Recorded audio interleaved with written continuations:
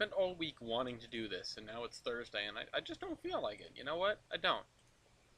I don't feel like being here. I don't feel like doing this. Okay, maybe I do. What are we going to work on, though? That I have no idea. Um, it's Thursday again. Thursdays come faster than ever around these parts. I spent some time this week writing up stuff about the Valley Railroad, not the Valley Railroad, but our, the one I was just looking at, the Mason Valley Railroad. Hey, Mopac. Um, and like I don't know, I didn't really get too far with that. I guess I got to the part where it gets taken over by the Geiger Mountains Railroad. Well, it's still 3 foot, so like I have a ways to go. Lore, exactly. I was working on lore. Lore's fun. Lore's a lot of fun. I mean, the thing is, we had the last coffee shop in which I debuted um, bits of the Housatonic, like this past Monday. The very last coffee shop. For those who don't know what that is, in our Discord, which you can join in the description, coffee shop is good evening, Pat. Um, it's a thing where we just sort of share our creative pursuits. We share like bits of stuff that we wrote. We share stuff that we've like recorded or edited or that sort of thing. Our creative pursuits, some things that we've drawn. Uh-oh. Hi, Tyler. Hey, Tyler, have you figured out, now that you're here, I'm glad you're here, I can ask you about that 210-2. Have you had time to look into that one? I'm gonna go storm the gates of Essex, so, like, this is the last chance to get stats for 3025 before we have to swap it out for something else. Anyway, I'm not doing a new Windows update. But yeah, Hoosy. Sorry, I misunderstood what you were saying. Yeah, that was the last week of going over the Housatonic, and that means I have to have some other stuff ready to show next month. Like, I've got to write more things. I had been leaning on the Housatonic for, like, the last 2 years, basically. Possibly more.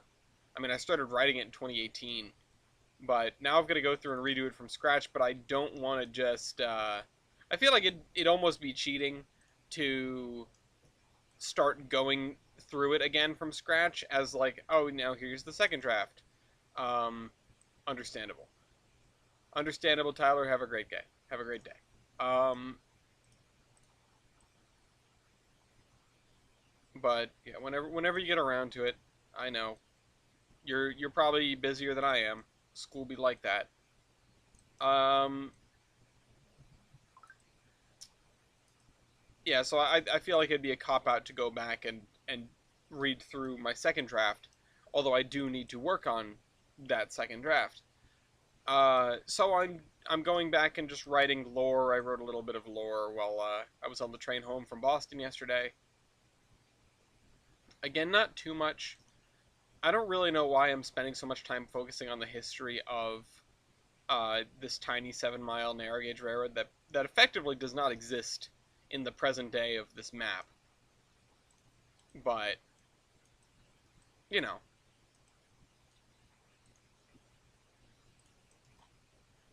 it was something that struck my sort of internal interest. I became interested in a thing that I am creating. It's like, where can I chase these plot threads? Comrade, did I take the Amtrak? No, I took the MBTA. And, I survived. There was no fire, not that I could see. So I think it turned out okay. I saw the Orange Line cars, the new Orange Line cars in service. Um, Again, no fires. I did not ride them because world building is world building better than world building. Yeah, well, one of them I can do on the train, and the other one I can't. That's my only issue here.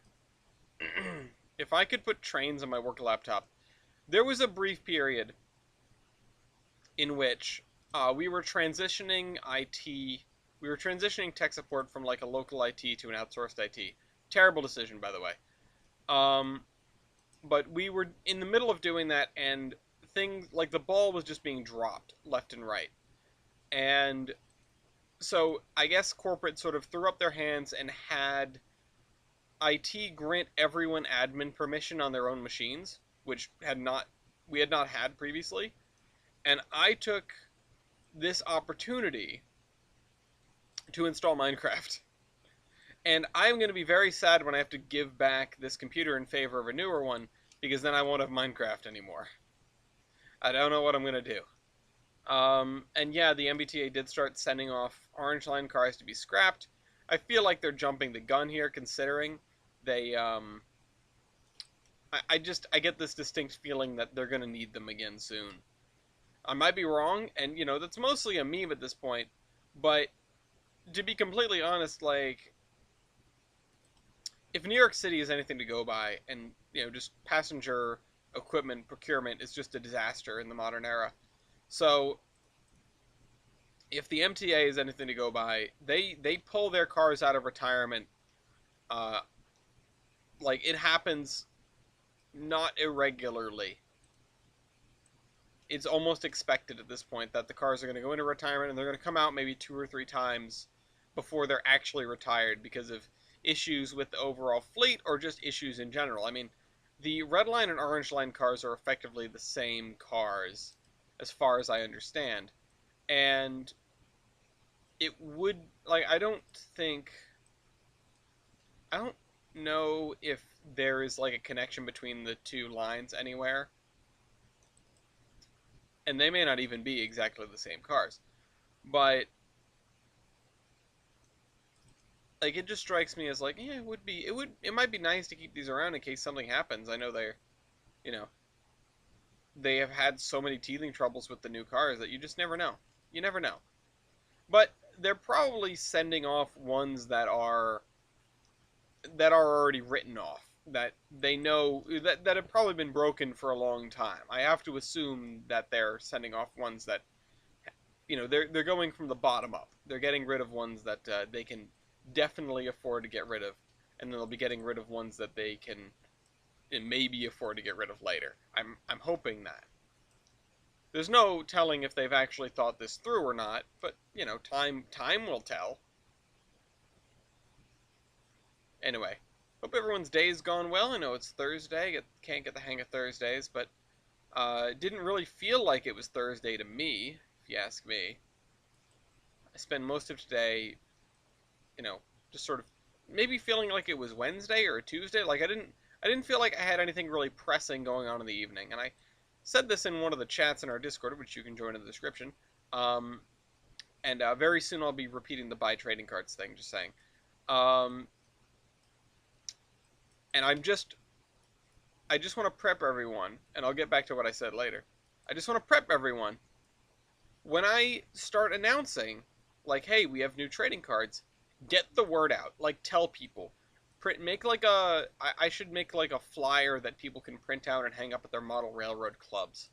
That sort of thing. Like, go nuts. The hardest thing about selling the trading cards is getting the word out, is getting people to know. And I'm going to, I'll probably go and talk to Heiss about, like, hey, let's make some videos together. Let's do some doodad. Already will tell you, oh, EBT wasn't working because she kept swiping it backwards. Oh, that sucks. She probably felt real dumb afterward.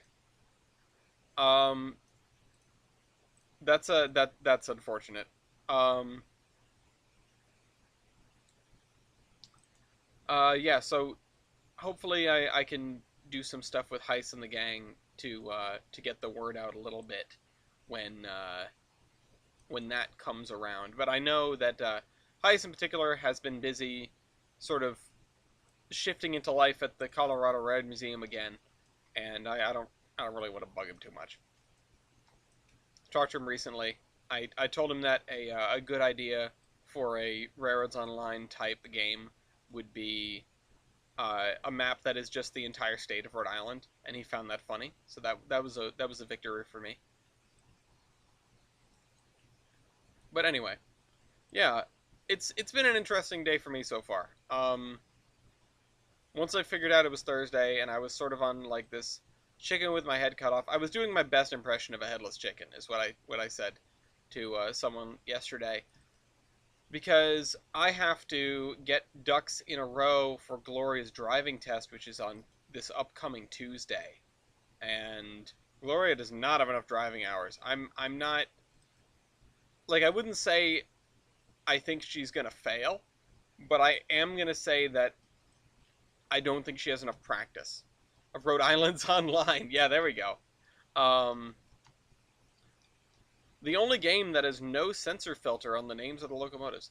I will absolutely. I mean, you can ping Gloria in the Discord and wish them good luck independently as well. But I will carry the well wishes of everyone that has sent them my way. Um, and yeah, so hopefully, one of the things that I read when I was doing some research on what you can use for the driving test is that you cannot use an antique car. And I went, oh no. Because I have three options for cars that Gloria can use. Car number one is Gloria's own car. That's the 1996 960. It currently has transmission issues. I will wish her luck from you, Ryan, as well. Hello, Ryan. Expansion Long Island Online. Yeah, there we go. Uh, Imagine, you know what's totally possible in this day and age? You know how there have been like the GTA 6 leaks, flying around, stuff like that? You know what would be totally possible to have in this day and age? A Grand Theft Auto where the map is just the entire state of Rhode Island, just as it is, one to one. It would be 100% feasible and doable, and I would pay 60. I would pre-order that game just to walk around in this hopefully accurate world. But yeah, so behind door number one is the 1996 Volvo 960 post facelift. Um, Currently has transmission issues and sometimes just doesn't want to leave third gear. Just stays in third gear forever. It's very annoying and a little bit difficult to drive. Once you get it up above like 15 miles an hour, it drives completely normally because that, third gear. Um, Unless you want to take it on the highway, which pro tip don't. Yeah, imagine robbing your own house in GTA. That's great. I came in at the worst time because we're talking about Volvos. Don't worry, I'll be here all night talking about Volvos. You can come in at any time. So yeah, that one's kind of out. That was like the first one I went, well, that's not going to work because you want the car to be fully functional when you're trying to drive it around. Behind door number two is the 1994 940. It works the most reliably out of all the cars. At least it did up until today. And that's not because something broke. It's because I fixed something. Um, Except the brake warning light has been coming on periodically, and I'm starting to think it's just low fluid. I haven't had the time to check, but I I had to rule that out because up until now that's what Gloria's been practicing on, and up until now that's what we were planning on. But it's registered as an antique, which means, hey, no go. They're gonna turn me around at the door and say, sorry, you can't use that for a driving test. What other, what other, wait, what other trade podcast? Oh, that one, my nemesis.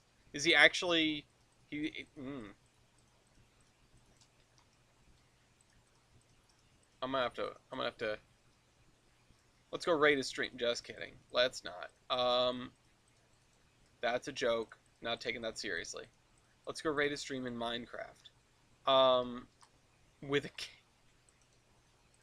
I can go get a goddamn cape. Um.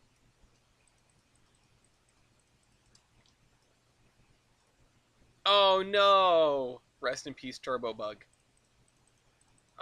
Rest in peace, Super Beetle. Perry the Platypus! Uh, yeah, so that was car number two, and that was, of course, immediately and conclusively ruled out. I had one more viewer. Well, I'm sure that will last. Um, you stick a Volvo badge on it, I'm gonna steal your garage. Listen, you can have it. Okay, you can just take it. And I will, by the way. Oh, that's sad. Replace it with a Camry. Lame. But practical, so can't really complain. Um, car number 3 is, of course, the wagon. 93 Volvo 240 wagon. Has been having recurring starting issues.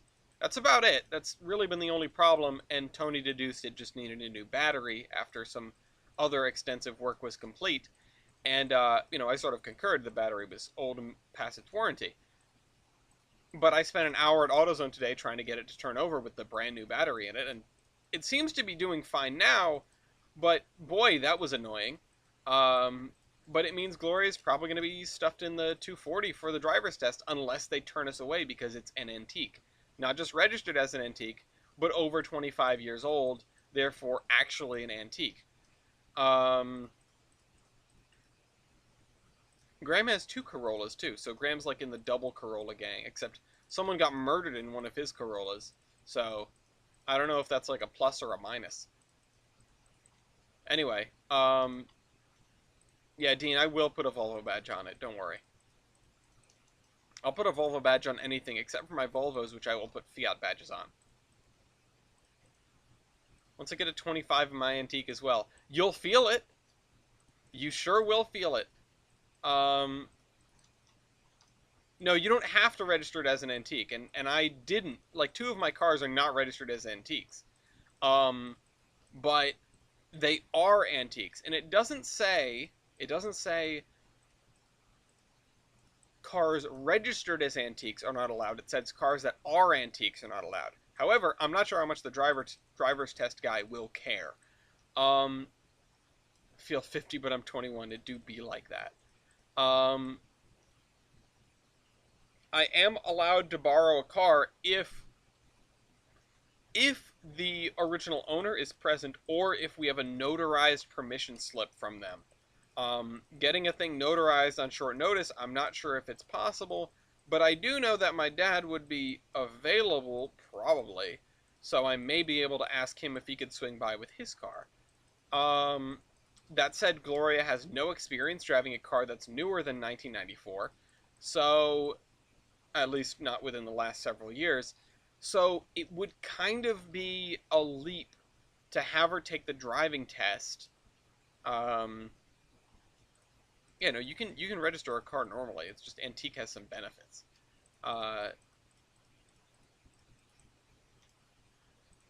For example, you can't get Haggerty Antique Auto Insurance if your car is not registered as an antique. I found that out. I Okay, sure. I'll keep that in mind, Dean. The post office might do notarizations. I don't know if you have to make an appointment for anything. I just feel like post-COVID, everything needs an appointment and everything's booked up for the next 6 weeks. That's just the way life works now. That's why we had to schedule a driving test all the way out in September, at the end of September. We probably would have tried to do it earlier, and who knows, whether we would have passed, because, again, distinct lack of driving hours. Thankfully, they don't need a record of your hours driven if you're over 18, which isn't something I realized at first and went, oh god, I don't know how we're going to, explain, I don't know how we're going to fake these 50 hours. I spent a whole day mulling it over before I actually got to lay my eyes on the form and be like, oh, okay, we don't need to worry about this. A Ram 3500. Enjoy 8 miles to the gallon. I mean, if you need to haul stuff, then you need to haul stuff. But you have an hour. We do have an hour requirement if you're under 18. TJ, it's Tennessee. I'm not even sure they have inspections. Dean, you guys don't have inspections, do you? It's like the Wild West down there. Oh, I was at the Model Railroad last night. Well, actually, I was at the Grange last night for a Grange meeting, and Walt Weber is there, and he's the overseer. He's one of the special more what's the word? More figureheady. What's the word I'm looking for? Like non-power Grange positions.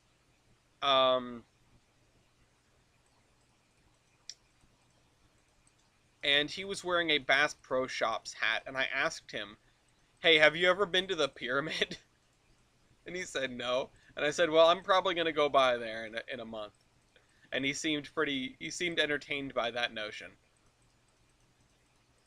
Um, Tennessee requires you have a permit for 6 months. I mean, yes, that as well, but you do also need to have, like you need to have certain hours of driving under your belt because, having the permit doesn't mean you're going to be driving places.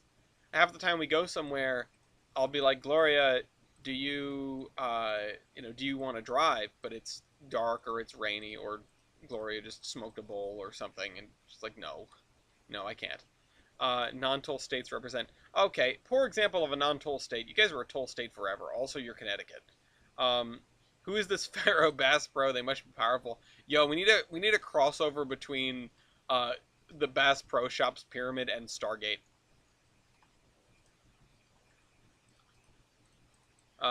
Needed for torque, towing capacity. Yeah, no, there are, like I said, there are legitimate reasons to have a Ram 3500. I'm not gonna knock anyone who gets one. It's just sometimes if if you weren't in that situation, like if you were a person like me, it would be a really unusual decision. It would be not a great decision to pick up a 3500 just because you want a giant truck. Um, and yeah, people have their preferences, but you're gonna pay for that. You're gonna pay for that at the pump real bad. Um, I called up my local oil company to ask, and there were like two things I started talking about at the beginning of the show and already forgot about and haven't returned to. I called up my local oil company, just ready for the worst news you've heard all day, because I need heating oil. I have about a quarter tank of heating oil, which you don't use a lot of in the summer, but it also heats the water. So like you use a little bit when you're doing dishes or doing laundry or taking a shower, obviously.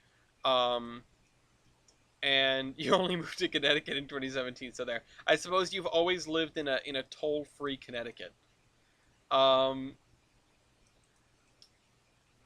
and they told me oil was $4.30 a gallon, and I went, "Oh my God, oh thank God, yeah, okay. I'm gonna call you back in a little bit and order some oil because I was fully expecting a 100 Connecticut, yeah, uh, fully expecting it to be like $6.50. Last time I had to fill my tank, it was $6.50 a gallon or 6.60. I spent $660 on 100 gallons of heating oil, and that was still during the winter, and they went out the chimney. Like they went. I'm looking forward to getting this wood stove in because I might be able to try to heat some of my house with that, as I've previously mentioned. I forgot I was talking about I was talking about trading cards at the beginning. I was talking about other stuff at the beginning of the show. If anyone here is in the Rhode Island area and is going to go to the New England Wireless and Steam Museum's Yankee Steam Up, which is October 1st, pretty much all day. I think it's like 9 to 5. I will be there probably just about all day. Maybe not towards the end of the day. I have to step out because I need to come back and do some bracket stuff. The third match of the bracket is going to be filmed that day. So, yeah, we'll have to do that. But I will be there all day for anyone that's interested in going or may show up. Just throwing that out there. I know Mew, I talked to you about it earlier, and TJ, I talked to you about it as well.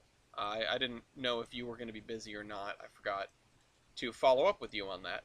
But yeah, it was either go to Maine this coming weekend or go to Essex one more time to try and get some numbers out of them. And I think what I'm going to do is I'm going to make a little spreadsheet.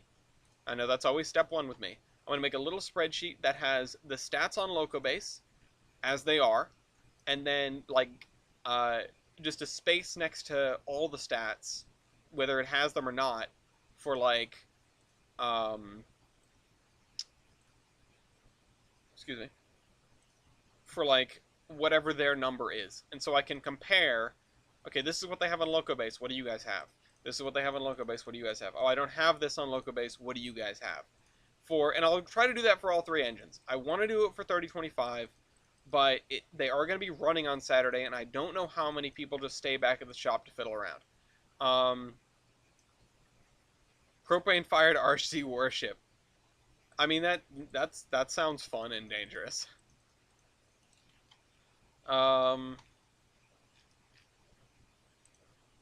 Okay. This little area needs to be filled in. Homestead, homestead. Need to do homesteads all over here. Alright.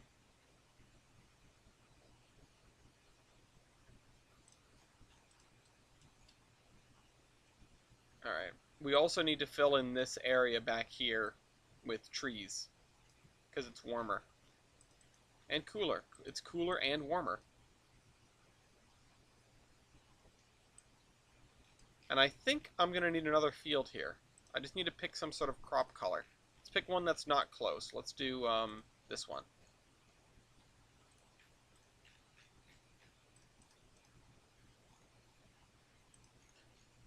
Oh, wow. Yeah, rest in peace, Pan Am.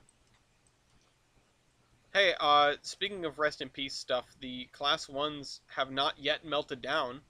They're still hanging in there. Gated tape measure 3025's driving wheel between runs. I mean, yeah, no, I do unjokingly, yes. I would love to just like go over there and just start measuring stuff if they don't know. But obviously there's going to be some things they will know and some things they won't know. Like the stuff that I'm most concerned about has changed from Loco Base is like, you know, coal and water capacity because they redid the tender. I don't think most of the weight stuff has changed. Obviously, like the driver diameter hasn't changed, anything like that. Nothing really crazy has changed on this locomotive, but they have rebuilt it. So I'm worried about some stuff being different, and I'm wondering if they did anything on the inside. I'm wondering if they did anything to the boiler. I was hoping they would collapse. Yeah, no, soon, TM. Listen, it's not over. It's not over yet. It's less immediate, but the union still have to vote on the contract, and I don't. It's anyone's guess if they'll say yes. It's anyone's guess if that's going to be a yes or a no.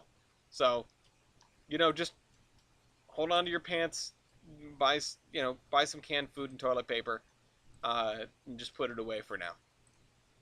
Obviously, don't go buy 6 things of toilet paper, but like, you know, just be aware of some sort of logistics meltdown.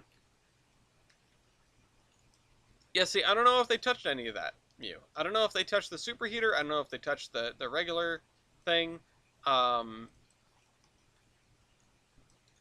like, or the regular heater, the evaporative heating surface. Uh, who knows? Donates your spare heating oil to the EU. I mean, yeah, that would be kind of a humanitarian thing to do. That'd be kind of neat, honestly. The logistics of that would probably be a nightmare, but you know, it's the thought that counts.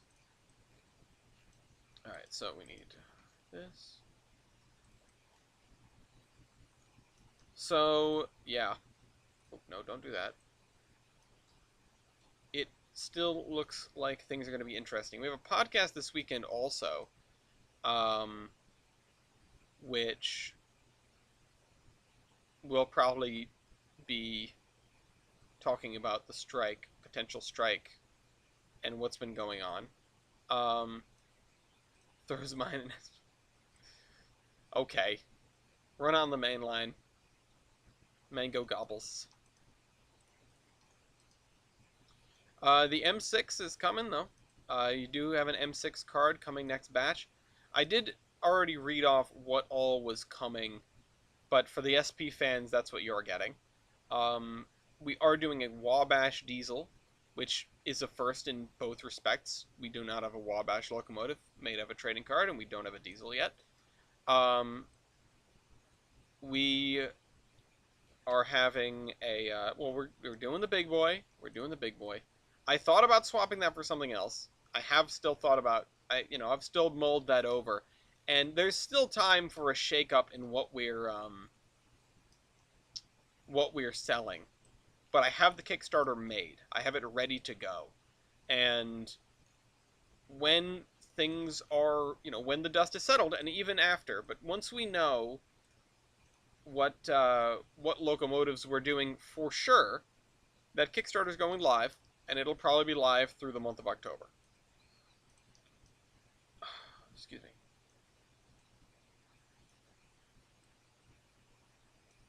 All right, so that's there. And I should have just drawn lines at all these first instead of switching back and forth. I also should have taken note of where like the slope was and tailored my plowing accordingly. But oh well, I don't think it's that much of a deal. Nobody's going to care. Well, somebody might. Those of you with farms might care, and to you I say I'm sorry. I'm not going back to fix it. Do you even see? This is now just speculation on my part. Do you till fields like in accordance with the slope or in accordance with like what makes it easy? Because in my head, you'd want to till them in a direction where you can, where water would like run down between the sets of crops. But I know that's not really how irrigation works, necessarily. Isn't tilling not a thing anymore? I mean, no, it definitely is. I feel like you have to, don't you? Or, just planting in rows. Wasn't that the cause of the Dust Bowl? Whichever way does not catch the wind is easy. Ah, interesting. I wonder, does Farm Simulator model that? That's a question for Mason, probably. Alright, so, yeah, but it is what it is. No, it doesn't. Oh well.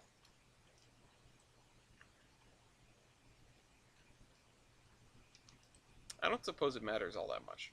I mean, maybe it does, maybe it doesn't. I don't know, I'm not a farmer. I can't be speculating on these things. I know next to nothing about farming. But oh well, that's me with most things. That's why I surround myself with people who are smarter than I am about various topics, so that I can be like, hey Tyler, what does this mean? Hey Wild, why are the truck frames on this boxcar red?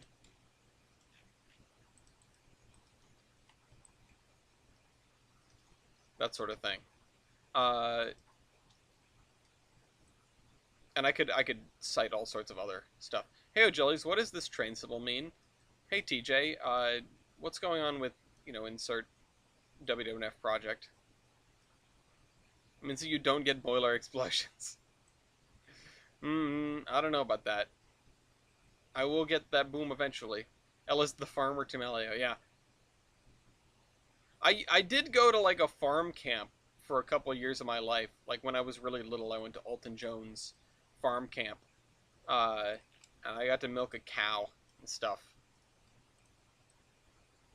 If Shelby was here, I'm sure she'd be telling us how much she hates cows, etc., etc. There's a vendetta against farm animals because she deals with them or has dealt with them. I don't know.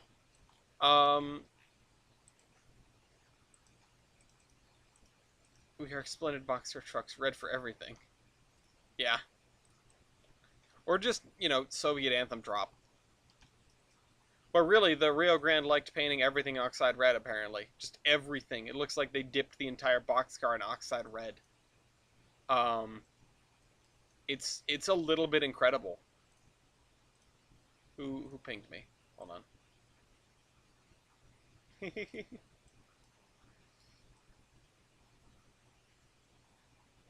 Alright. How many lines and farms can I draw today before I lose my mind? Also, this area in here is all going to be treed up. So, yeah.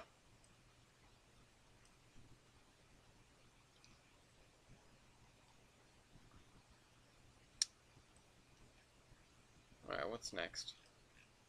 What is my next step? I need to go down the middle of this road with some other paint.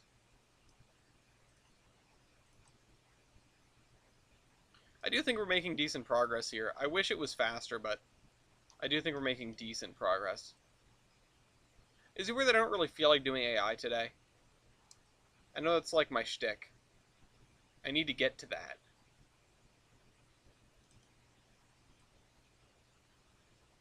There we go. What is my nemesis doing in Trainz? My step is to annex your neighbor. Yes, Hearts of Iron. Hearts of Iron is gonna go is gonna be free for a weekend upcoming.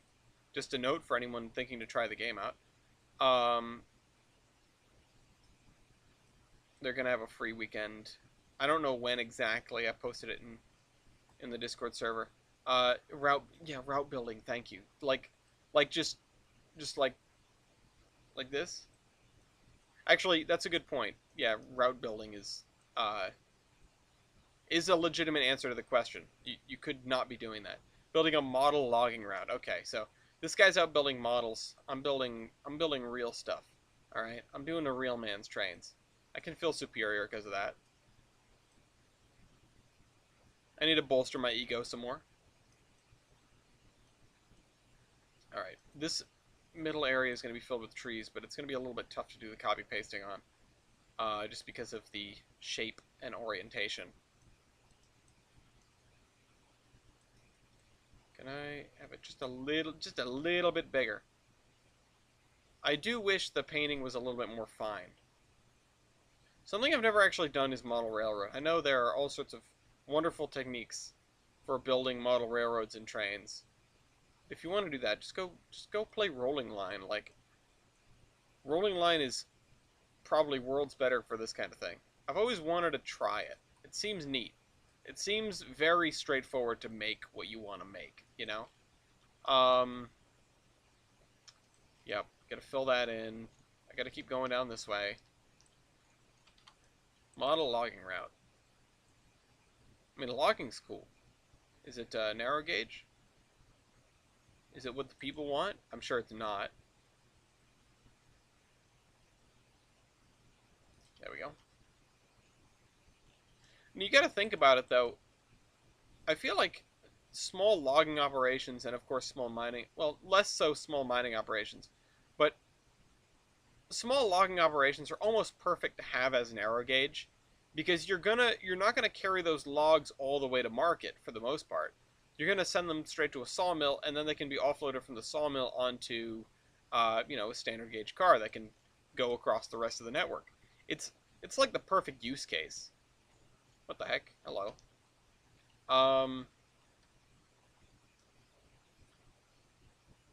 Fictional region called Columbia or of Columbia? Of Columbia. Oh, cool. The people will want logging if it's a 2-foot route. Yeah, I will probably be doing some narrow gauge of some description. Some more, like, independent narrow gauge companies. I know I've said, like, oh, no, I didn't want to do narrow gauge on this map in the first place, and throwing the Geiger Mountains in was, it almost feels like a bridge too far sometimes. It's a lot of work, although I think it complements the map well. But I don't think I'm going to be doing 2-foot. I know I've said stuff like that. I wouldn't rule anything out. There are spaces on this map where I could do something like that, especially, like, sometimes even off of the 3-foot or off of this as we get way up into the mountains here. The issue is the richest timber grounds are all here. In fact, let me pull up the map of Tolbrand really quick so that we can talk about this, because especially if I'm not doing AI today, which I don't know if I am or I'm not.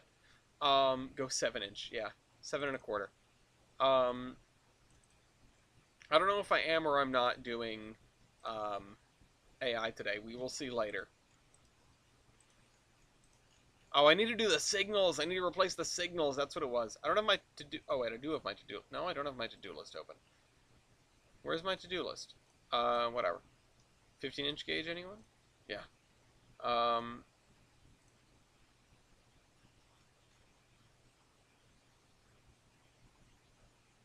So, I could see... And let me switch screens for a second. I could see a 2-foot gauge railroad maybe coming off in Appleton, oops, which I'm sure would please TJ. Which now I've got to rebuild that town because I don't have the CDP of it. I don't think. I could see some narrow gauge operations being here because this area is actually supposed to be farmland, but as you get up here, I could see there being more timber. Um, this area could have some timber, and then let's see what else. I mean, yeah, there is timber over. Oh wait, because Mason Valley is acting as the thing, so it's coming from there. So no, not necessarily. Um, but there could be timber over here. But once you cross through here, this is like high desert country, so um, no trees, no trees to be had. Otherwise, obviously, this all is already built, so we can't do it there. But yeah, if there are any 2 foot gauge logging operations or 3 foot gauge logging operations, which I would like to do, but the Geiger Mountains is an overgrown 3 foot logging operation. Um, they would definitely be like in this area, like north of this first line of mountains, almost exclusively. So yeah, there's something that I've wanted to have on this map, which is a water gap, which is a name for where a river goes through a valley, or a river holes a range of mountains, basically. And I think that's going to be right here. It'd be like the Tombstone Water Gap, and it's where this river comes through here, and so this river would be shooting the gap. Um, yeah, that's what I'm thinking. To end that conversation from earlier.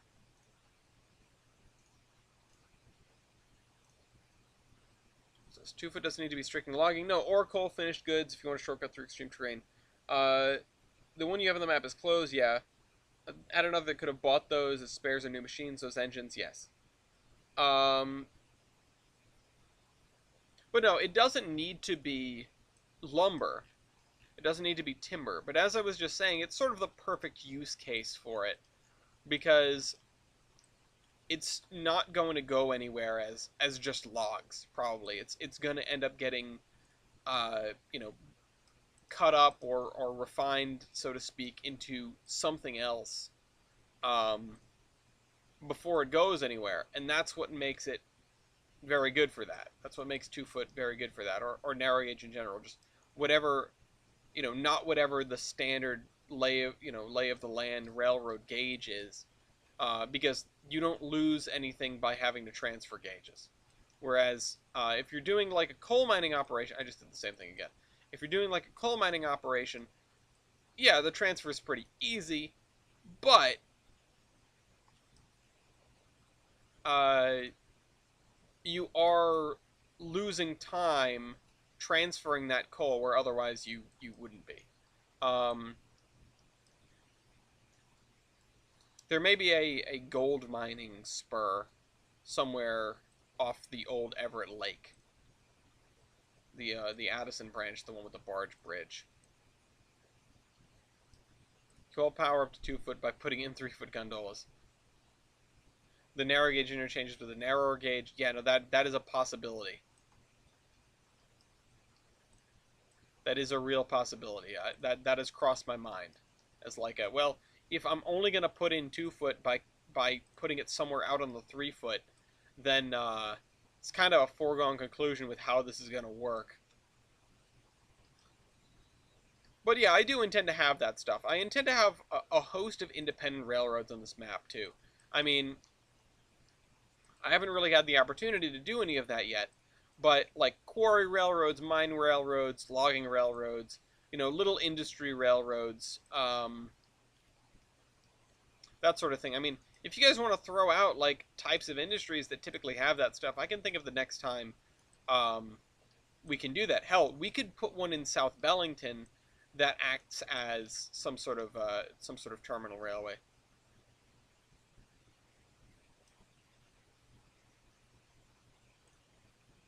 It's the broader Iberian gauge. Yeah, there's yeah. You're right. Sorry, I didn't see the comment preceding that. I thought you were just busting my chops about gauge changes, but no, you're absolutely right. That that is a thing, and it's magic. It's basically magic. Like I can't. It's insane. It's like that. If anyone has seen the video that's circulating again of that Humvee that has tires that can change from being like tracks to being tires, which seems like terrible. It seems like a maintenance nightmare. Like I'm waiting for the well, there's your problem on it already. But it would probably just be a Laserpig video. Um, but point is, it seems like something that is incredibly maintenance heavy.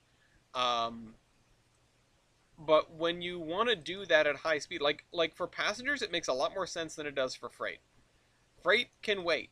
Unless you're running a milk train or like maybe a mail train or like um, other extremely timely goods, of which there are not that many anymore. With modern refrigeration and preservation techniques, there are not too many things that like they've got to get there today. It leaves the plant on Tuesday and it has to arrive on Wednesday, or it leaves the creamery in the nighttime. It's got to get there in the morning. Um, if you know well there's a problem, then you're probably doing your dumb thing wrong. Yeah. Uh, Hi Lafayette. Hi, good boy.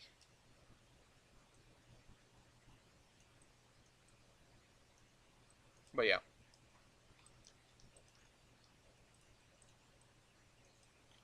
Speaking of coffee shop, Hem did their piece on the Beta Railways, which was, or the Beria, or the Beta. That's what it was, Beta Railways, and boy, I was glad, I was excited to hear that. I was like, yes, we're getting it, it's happening. This tree is in the middle of the road. Goodbye. I'm also going to delete some trees in here because I don't want this to be that thick of an area. Still need to delete more trees.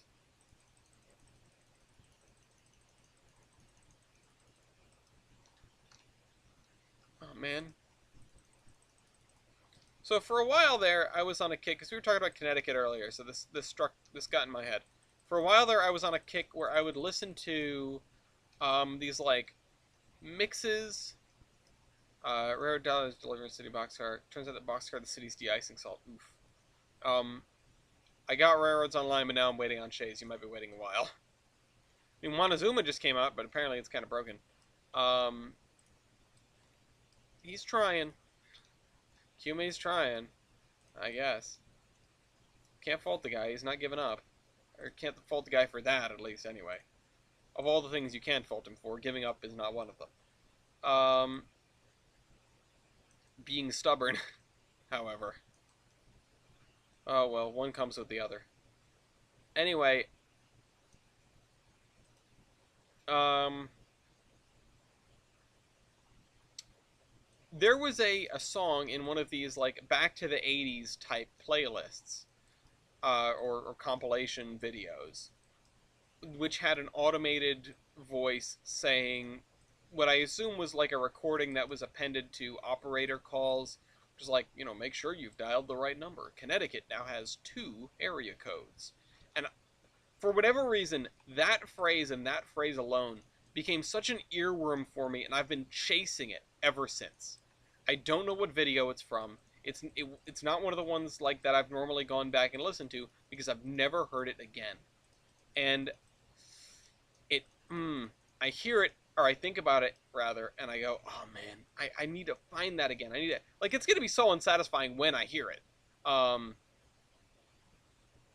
he needs help, but he doesn't want help. That's the thing. Um,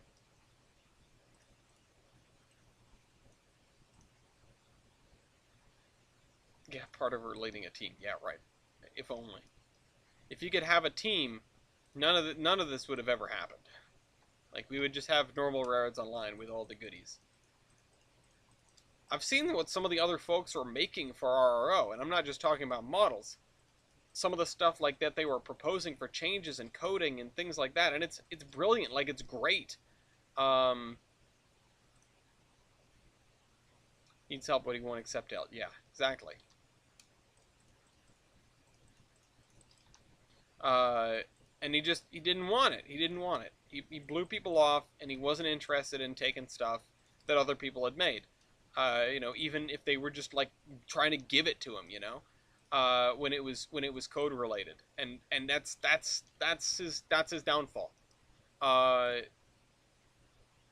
it's a shame. Yeah, operators existed later than I think most of us kind of associate them with. It's interesting. Um,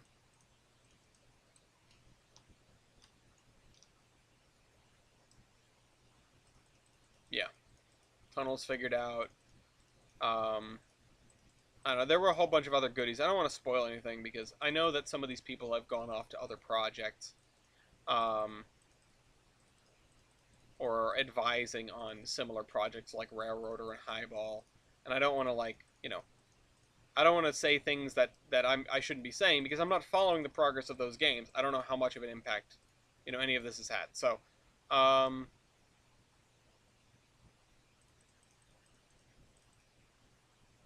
yeah, I watched Marble Hornets too. Marble Hornets? What is that? I feel like I'm missing something here. Um, the person that I usually listen to, Tyler, calm down. Save your instincts for the bracket, okay? The main antagonist is named the Operator. Ah, gotcha. Is he thinking business legal wise? No, I mean yes, but no. He just didn't want help. He just didn't like. He wanted to just do it himself. I doubt legalese came into it. It really see. I mean, from the outside looking in and hearing what I've heard, it just seems like he wasn't interested in other people's ideas or how to fix his problems. Uh, which I'm sure we've all met people like that. Like they want to do things themselves and only themselves, even when they don't really know what they're doing, or at the very least, if they know what they're doing, they're in over their head and they can't do it all by themselves. Uh, no man does it all by himself. I said no man, or you end up in cells. Those are lyrics from the USSR parody of the YMCA, but they still ring true. Well, maybe except for the cells part. I don't think anybody's about to throw Kume in jail, but you never know. I don't think legality came into it.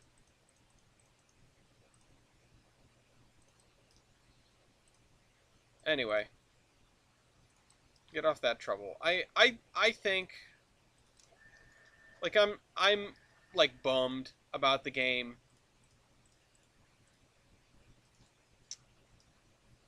but I think the bacon line had like the perfect lifespan, and it lasted enough episodes. We did enough stuff. We didn't like get super far, but that's not the point. Uh, like enough zany stuff happened that was funny.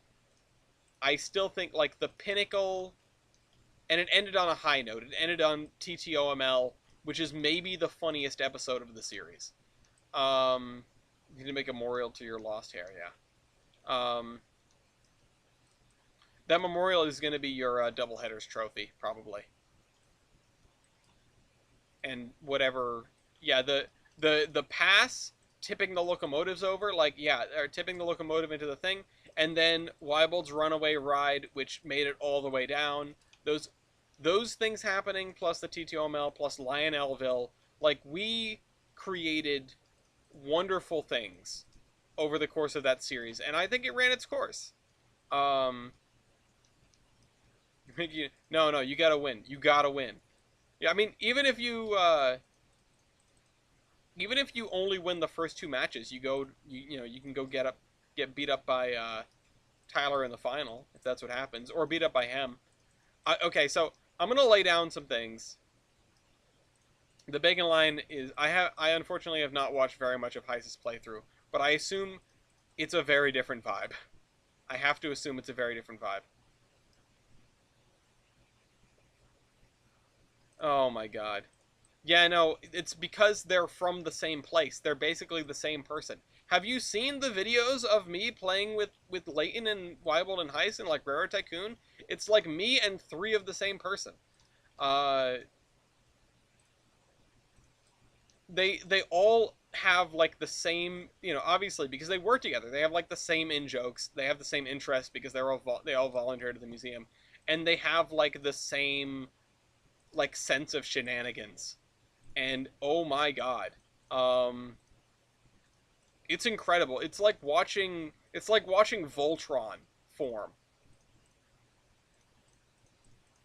And I sometimes, half of me is like, man, I hope they never hear this, and half of them is like, I hope they hear this because this is hilarious. Um, just whatever you do, don't tell Mr. Roundhouse podcast about me. That is all. Me and three of the same person. Yeah, yeah, no, that's that makes that even better. You're so right, Matt. If Matt, if I cannot confirm or deny whether Matt brought the Attleboro. Matt, you don't need to answer that question. You do not need to answer that question.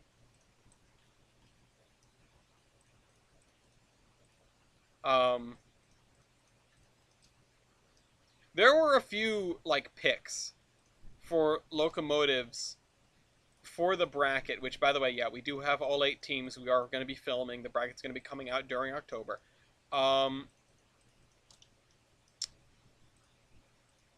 there are some locomotive picks that made me go, yeah, of course. Like, of course you did. Like, of course that's what you picked. That makes sense to me. Um, and some that made me go, like, what are you doing? What are you doing, man? Uh, and a couple that just made me go, like, hey, that's a good pick. I don't think there are too many like explicitly bad picks. Um, there are some picks that are maybe suboptimal, but I still attest that we don't know what the meta is. I do think it's one small and one large engine, but you can get so screwed with that. Um, you can follow the meta, and then one slip up ends up with you being just demolished. So, the so-called meta. So, who knows?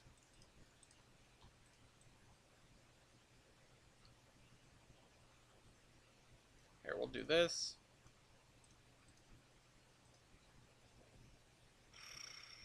Um, Castle. Nice.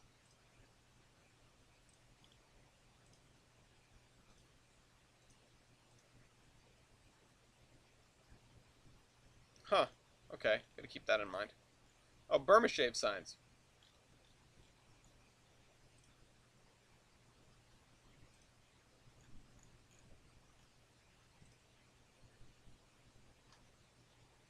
Yeah, exactly. It's it's about having the right locomotives and also making sure the right stats are off the board when you're using them. Like in my head, and this is just a sort of in my head thing because I obviously really haven't gotten to play double headers because I'm the host. Um, Holy War will come through, yeah. Um,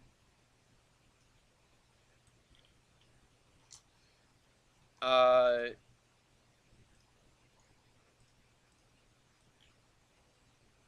Sorry, what was I saying? Yeah, I haven't been able to like play because I'm the host so much, but I understand it like you're gonna want to put the big engine out there first, and then what you're gonna want to do is call power stats like your life depends on it, and then get all the power stats off the board while you got your big engine out there, and then get the small engine out there and call your weight stats. Um, Now this nothing is necessarily a given, which is why I sort of love locomotive versus because you can know your locomotive well and you can know locomotives pretty well, but you can get thrown for a loop. There are some engines that are pretty good with like faking people out.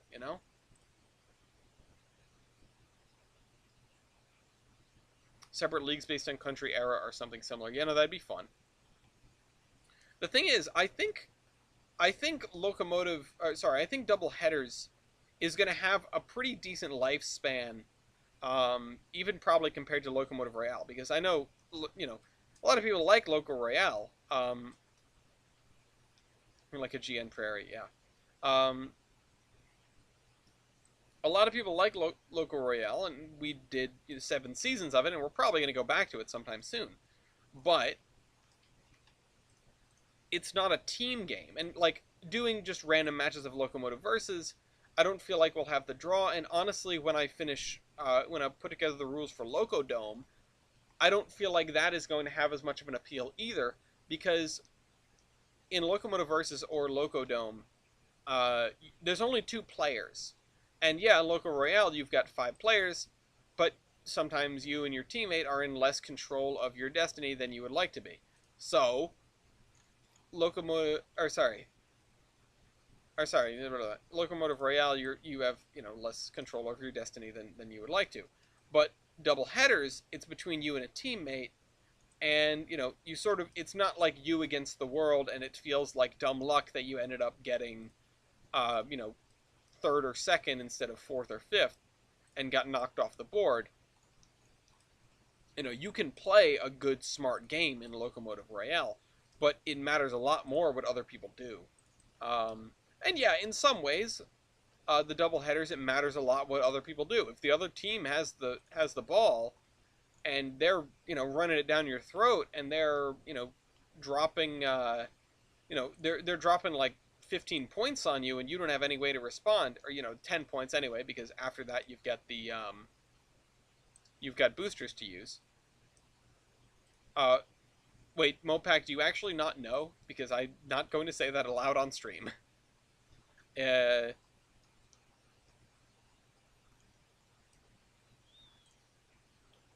but and if anyone knows, you can you can you can not you can not say it, is what you can do. Um, this looks cute. I mean, you can look it up.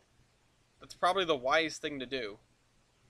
Yeah, no, I would just Google it. It's just like it's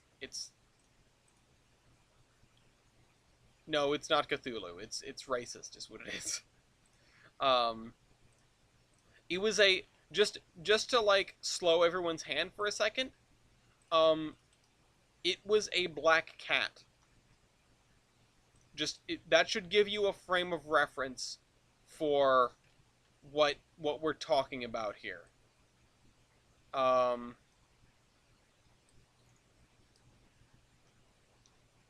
that's Wait, what? Matt, why did you oh. I was gonna say, Matt, you spelled it wrong. I thought you were correcting him, but you spelled it wrong.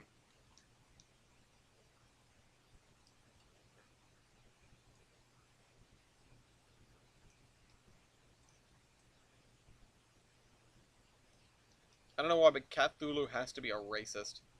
Um,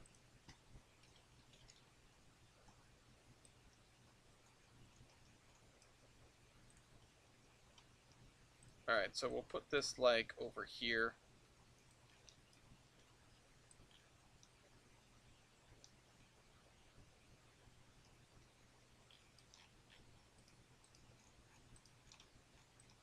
It is as innocent as the Confederacy in the War of Northern Aggression. Very innocent. Um,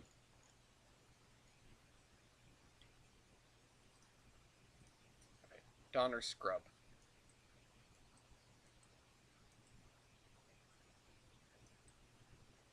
This isn't really right for this building. Um, but oh well.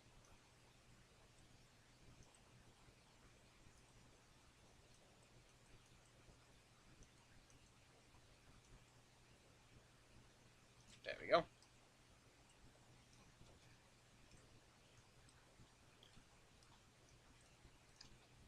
let's clear that up, and let's, oh, whoops, I accidentally spun the texture. Can't do that with a farm field.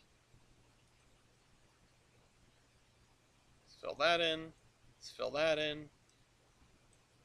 Let's fill this in.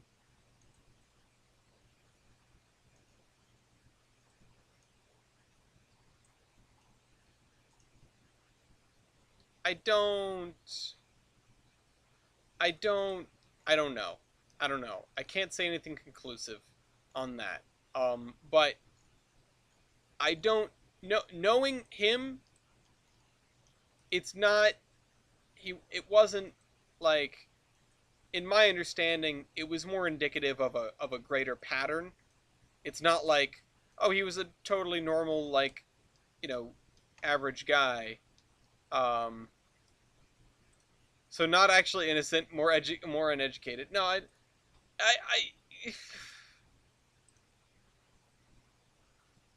I he was not. He was not the most egalitarian sort of dude, as I've come to understand. Um, the cat is not brought up as like the bad thing he did. It's brought up as an example. But you know, he's getting canceled as heck on Twitter. So. All right. All these fields need homesteads. Um,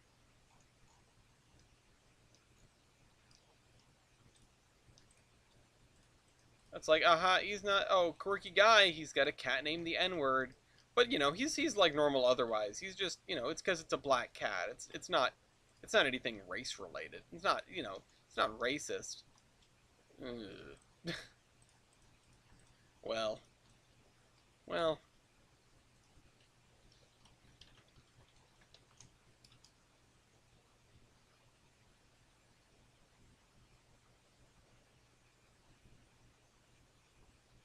that said, he does say, I mean, it is, yeah, yeah, not like other authors. Yeah, you could say that. I mean, it was 1904.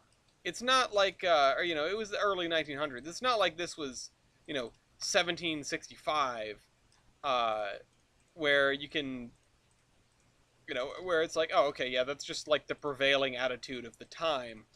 Yeah, I get there was, you know, there would still be segregation for another 65 years, but like, black people weren't slaves anymore. They were considered like people.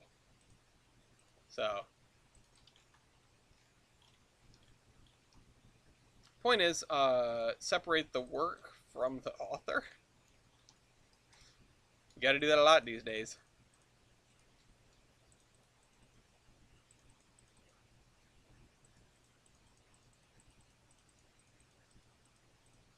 There we go.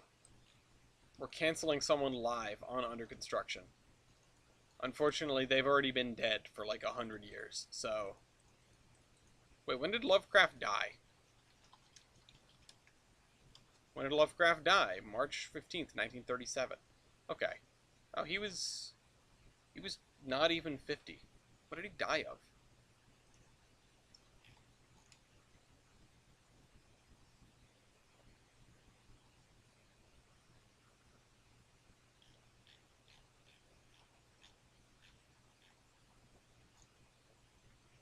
Due to his fear of doctors, he was not examined until a month after his death.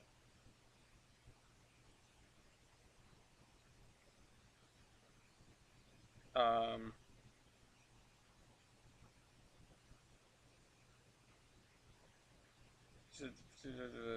Terminal cancer of the small intestine. Okay. Yeah. Oh, there was a substantial section on his death there. How he, like, other people were affected. Like, he was a, like many men in history, H.P. Lovecraft is a multifaceted character. He was a racist. He was also a lot of other things. He was also human and had, like, wants and fears and desires. Um, I was really hoping it'd be like some Edgar Allan Poe like death. Like how Edgar Allan Poe died, or like how someone in his books would have died. Because no, he was not like built into a wall or hung underneath a giant axe, um, giant swinging axe blade.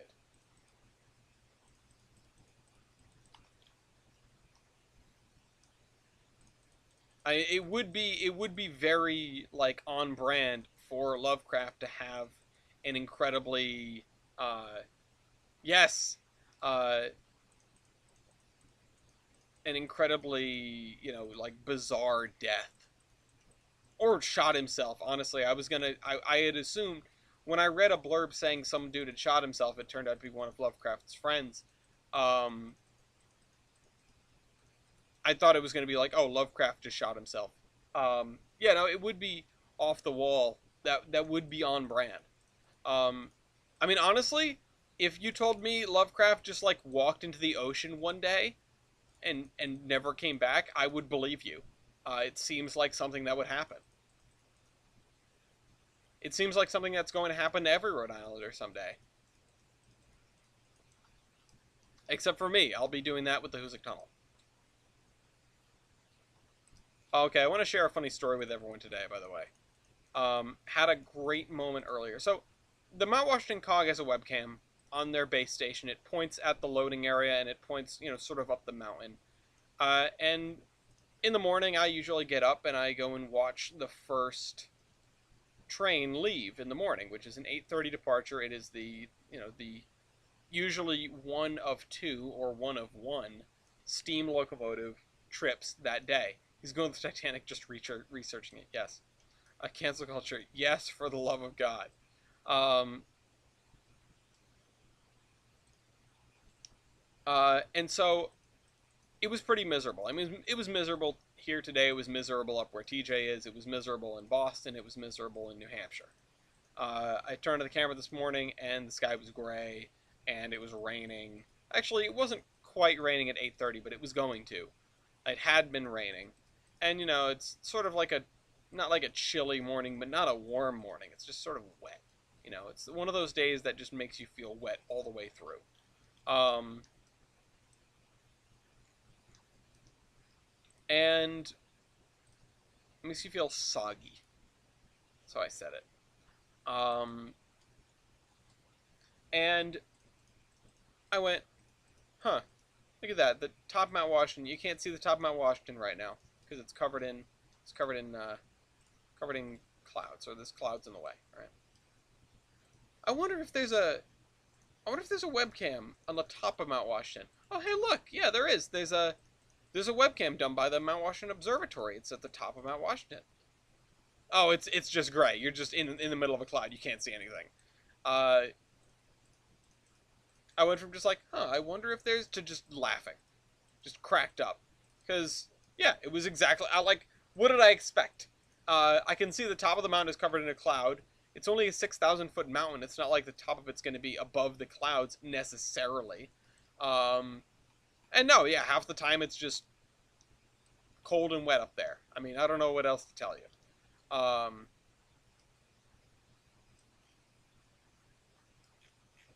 So yeah, I got exactly what I expected, or I don't know what I expected. I that's what I got.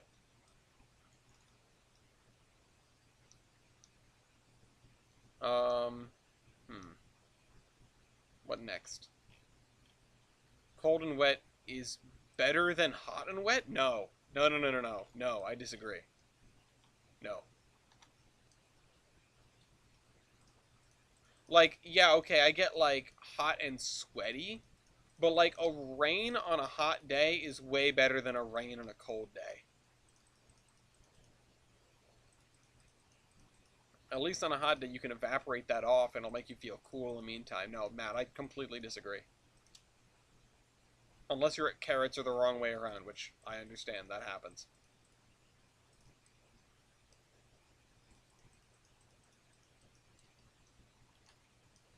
Hypothermia versus heat stroke. I mean, yeah.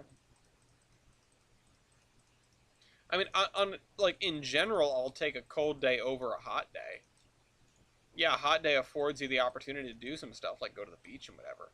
But a cold day is a great excuse to not do anything. Um, Stairs and humidity, yeah. Hey, I mean, it's already October here. It's going to get down to 46 tonight. And that's very close to freezing, relatively speaking. I mean, we probably won't have an overnight freeze for another several weeks, but it's getting close. And it went real quick from like, wow, it's so hot to, wow, it's real chilly. You know? Just like mood whiplash of seasons.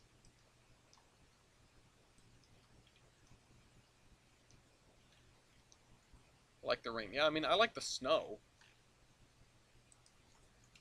But like, I'd rather be warm and wet than cold and wet.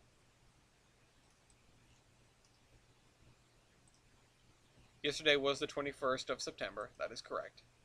Tomorrow is the 23rd. I'm not going to be at the community playdate. Unfortunately, we're doing trial by trolley. That's something Fort has proposed, I think, every single week since we started doing community playdates, and I'm very upset that it got voted on now when I'm not going to be there. But I hope everyone has a good time. Four seasons speedrun, yeah. I mean, I've seen places do that in a day. Mostly places like Colorado. You know, the weather there gets, like, everyone says, oh, our weather's great. If you don't like the weather, wait 5 minutes. Everybody says that. Everybody. People in Florida say that. People in New England say that. People in Texas say that. People in Colorado say that. People in, Oregon say that. You know who's right? The people in Colorado. 100%. The weather there will change at the drop of a hat. I have never seen that much difference in the course of a day anywhere else, and it happens every time I go. It's, just the geography. It lends itself to it, and okay. Everyone feels like weather changes on them frequently. I get it, but it's not that crazy. It's not as crazy as you think it is.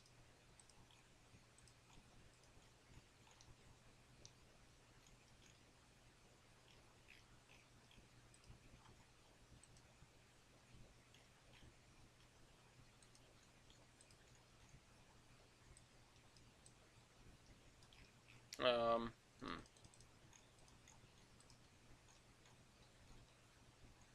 Yeah, I mean, in fairness, RPI has a claim to that. Uh, oh, RPI Weather Machine. Yeah, yeah, yeah. But I was gonna say, yeah, like, where we went to school, the weather was pretty crazy. I'm not gonna lie.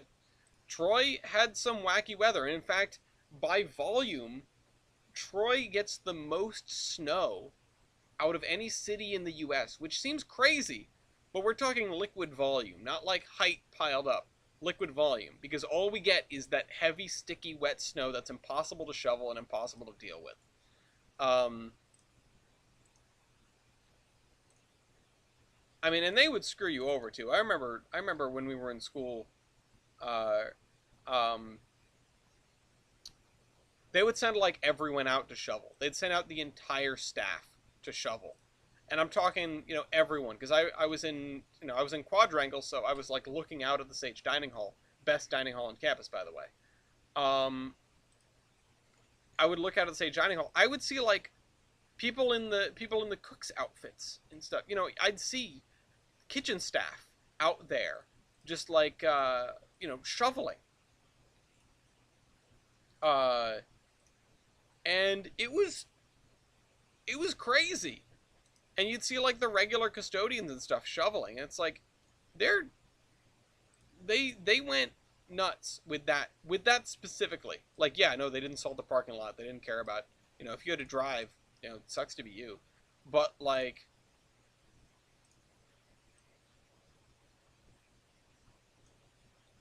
um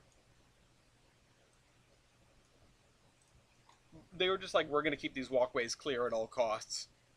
Where people are going to, we're not canceling class. There's no way we're canceling class. I'm sorry, there's 8 inches of snow on the ground. Get to class. Uh, it was insane. Uh, but you know what? That was RPI, and I made it, and I'm done, and I'm never giving them another cent of my money. Not that they didn't set me up well, because I like my job, but I already gave them a bunch of my money.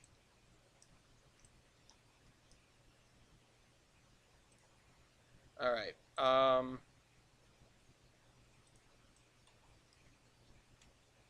feel like I've hit a happy medium with the tree volume here.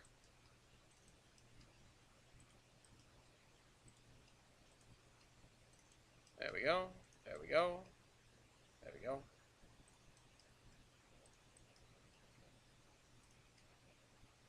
Yeah, I wonder if you know what I'm gonna try to do with Heist? I'm gonna try and Lighten and Wild. I want to do Unrailed. I haven't played Unrailed. I think I've played it once. I bought it, played it once, never played it again.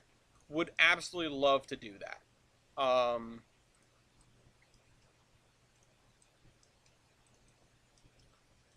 But in the meantime, I gotta play more Noita. I'm gonna play more Noita. MK, if MK shows up, he needs to know, or they need to know, that I have not proceeded at all with that playthrough. I've learned a couple things. I have learned. I did a bunch of research and I learned. But I will be picking that playthrough back up on the community channel probably sometime next week. In the meantime, I've been ignoring my Noita cravings and I've been playing more Railroot, which I haven't played seriously in a while. And there have been a bunch of updates, including one that lets you build track like everywhere. Basically, they've added everything that I could have ever wanted. So the only thing that it's missing is like a huge update to do freight shunting and stuff like that, which is sort of a soon TM item. It's something they've always talked about. Hi Lafayette. But I get the feeling, they don't want it to become like a train driving simulator. Um, so I don't really know what they're gonna do about that.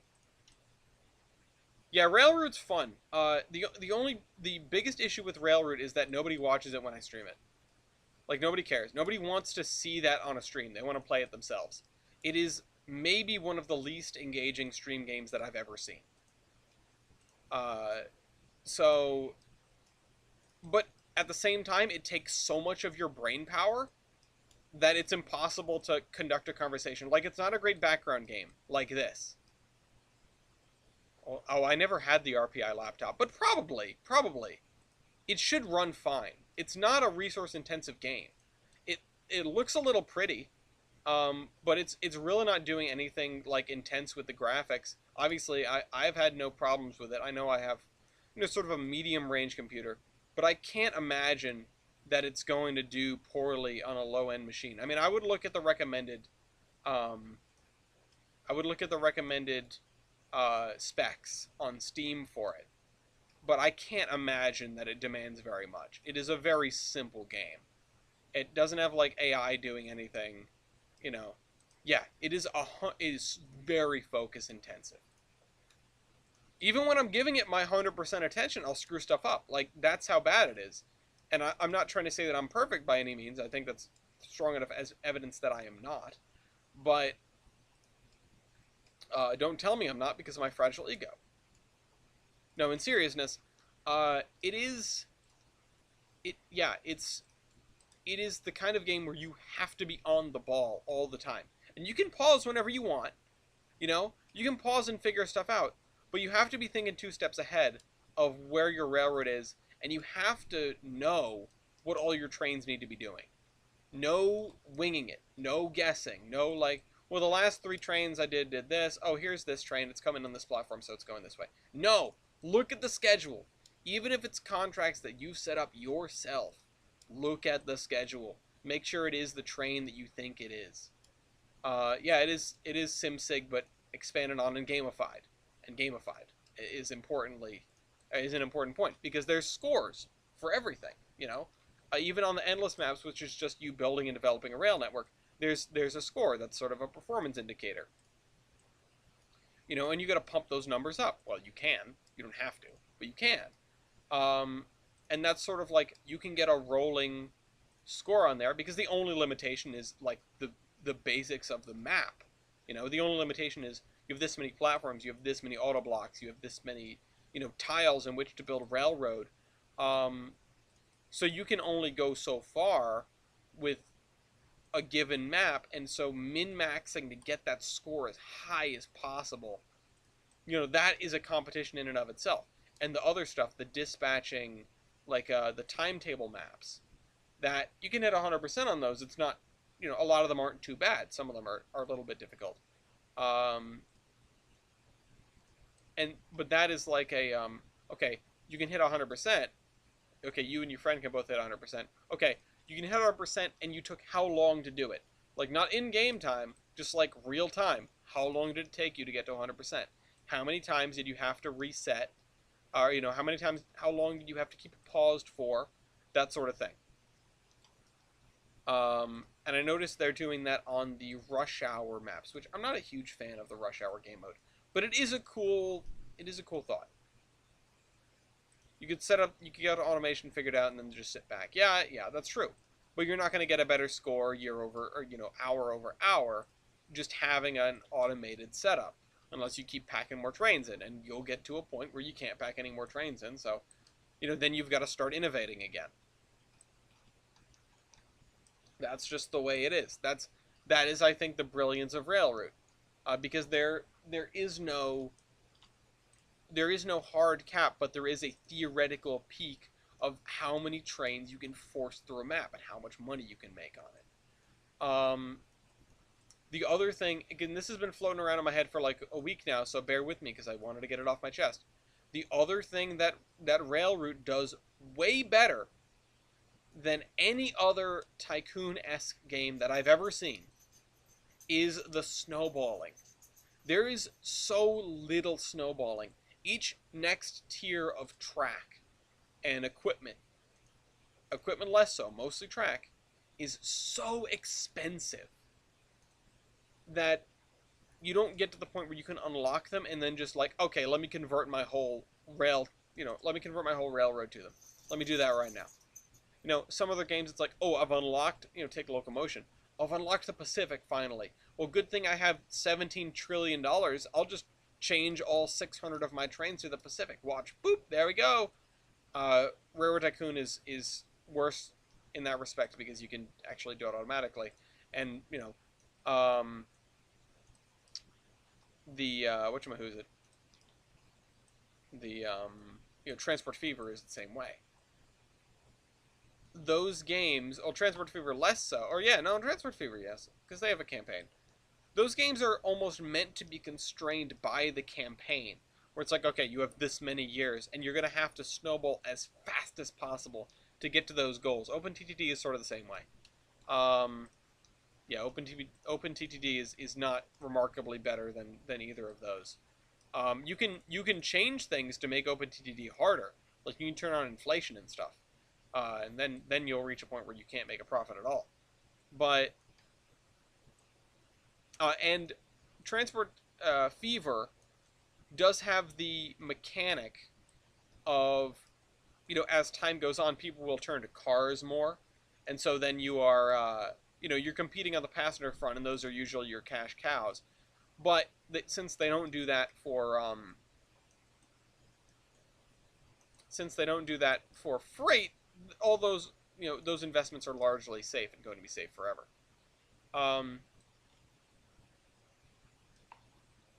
It only makes sense two scenarios: maxing out the contract and moving more trains through the segment, which are the only things that you can really ever do in Railroad. Like, what other goals are there? If you're going to make your score go up, you've got to max out those contracts and you've got to put more trains through the same segment. So, yeah, and it gates those. It's expensive, and that's a really good thing. I think that they've got that balance spot on, because you have an endless game mode where it still feels like you're hard at work well into the game mode and not sort of figuring out, well, I guess I'll go here next. You hit 10 hours in a Transport Fever save, and you have $16 billion, and you're going, well, I guess I'll build to this coal mine that I haven't used yet. Oh, I guess I'll see if I can expand my production to 2 sawmills instead of 1. Or, I'm gonna build a giant like freight hub and connect all the cities in the map. But that doesn't make a number go up, really. It doesn't make a meaningful number go up. It just makes your cash go up faster. At the end of the day. And that's what Railroad hit on the head. Instead of the end goal being make more money, because at some point you're going to make more money than you know what to do with. In the games where the goal is make more money, the goal is get this score as high as possible, max out your system, and to that end, money is just another hurdle. It's not a goal in and of itself. And yeah, okay, yeah, you need it to expand your system, but there's something beyond money. It's called communism. Do the anthem drop? Uh, no, in seriousness, of course. There's something beyond that, which is just mhm. So I really like the rush hour maps. Really forced you to plan on how to move the trains rather than unlocking the platform, timetable shifting, and being able to postpone or reroute trains. So yeah, um, the timetable map, oh, the rush hour maps, uh, our railways. Yeah, the rush hour maps are neat. I don't think I understand the appeal yet. I may go back to them again later. When I started Railroute, I didn't understand too much the appeal of the timetable maps either, but now I feel like they were made for me. Like this hole was made for me. And I have downloaded some timetable maps and tried them out, and the tough ones, especially the ones with a lot of trains that are spaced out, and situations where you have to maneuver trains around other trains, where it's less about keeping things tight to the minute and more about like, all right, how am I going to solve this bottleneck? Those are fantastic. There are some timetable maps of like, like Cajon Pass type maps, and those I will eat those for breakfast. Um, and the appeal is probably a challenge itself. And I just the thing that turned me off of the rush hour map is that I cannot save and quit. Actually, I think I can. No, I think I figured out how to do that. But it didn't look like I could, and I just went like, huh. Well, that's sort of crap. But no, seriously, I don't. I need to go back and reevaluate Rush Hour because I haven't. I only tried it once. Um, and the thing with Rush Hour is, and correct me if I'm wrong, but it seemed like you could still, you could still go to town on your railroad, uh, while trains were moving around. Absolutely, dispatchers should be trained with the railroad. It uh prepared me for Run 8. I need to get back to Run 8, by the way. Haven't played that in like a few weeks. Um, but if you can tear apart your railroad in the middle of the thing, that I don't like. If I can critique Railroad, like one piece of Railroad's core gameplay, it's that you can just rip apart your network willy nilly and rebuild it. You can pause the game for a lifetime and have you have 17,000 clones of the Flash on your maintenance of way crew that you're just going to send out there and tell them to relay the rail in this orientation. Yes, there is one limitation, and that is you can't do that where a train is, unlike Transport Fever. Um, but you you can do it wherever, whenever else, you know, and that I think is really cheap. Like instead of planning your railroad for the contract, you can plan. Or no, sorry. Instead of having the gameplay loop of like, okay, let me build more stuff. All right, that's good. Let me see if I can get some contracts for it. You go, or seeing the contracts that you already have preserved. You go, okay, this is my situation. This is my problem. I've caused a bottleneck. Hold on, let me just fix that. Let me just get in there and fix that. And that is such tripe to me. Like, it should take 10 in-game minutes to build track. That's what I think. I think maybe you should be able to delete it immediately, but it takes 10 in-game minutes to build track. Maybe that should be a mod or something. But anything you do to track, it's got to be 10 minutes of work. And I think people would be much more careful.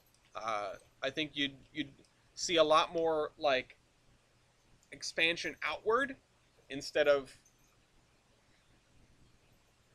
oh, excuse me, maybe not even 10 minutes. 10 minutes might be too much, but you'd see a lot more expansion outward instead of um, like building up a very small area and then going to town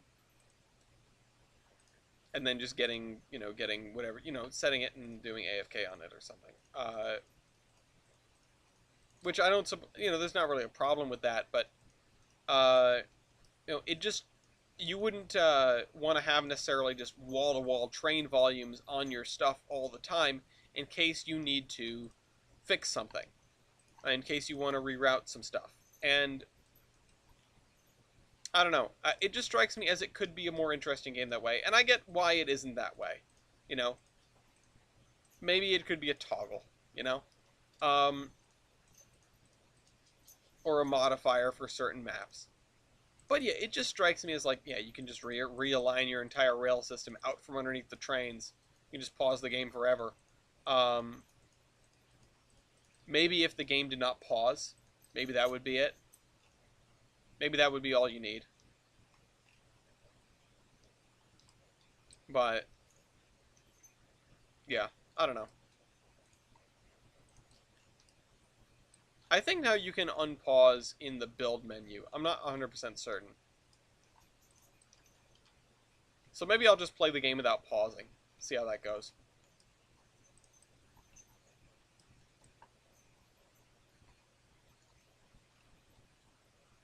Who pinged me?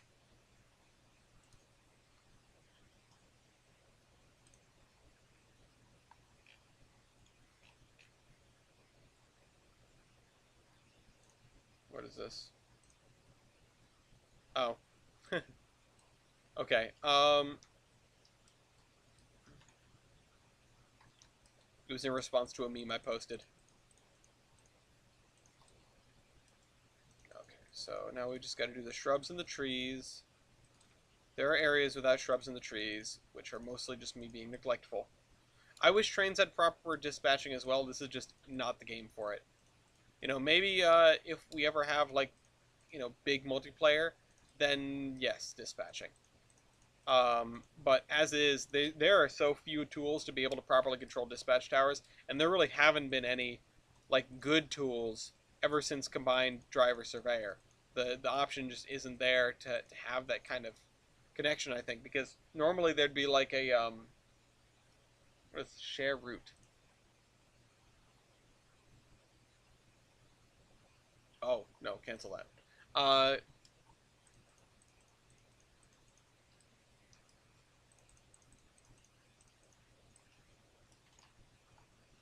there'd be a thing in like here where you could look at the interlocking towers.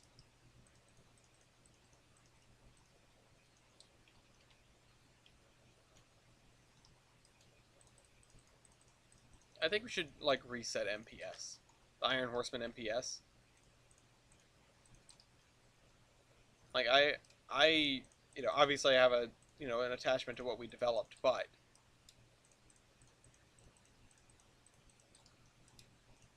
anyway. Um,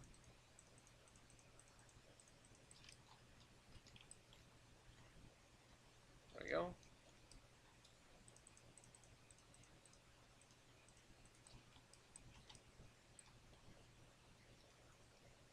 Keep stepping back to look at it like it's going to look any different. I just need to get this in here. I mean, it's not rocket surgery. I'm trying to get this in. There. So then maybe I can go do some AI. We can go see if, oh, we need to do the signals. The signals, that's right. From last time. Oh, no, no, no, no. There's something way more important that I want to test. There's something way more important that I want to test. We are getting into the experimental zone, my friends. We're going to do something crazy. We're going to do something crazy. We are going to test having multiple AI drivers on a single consist. And it's not going to be in here, it's going to be in the test world. And we're going to go do that as soon as I'm done with this these splines right here, which is in like 30 seconds.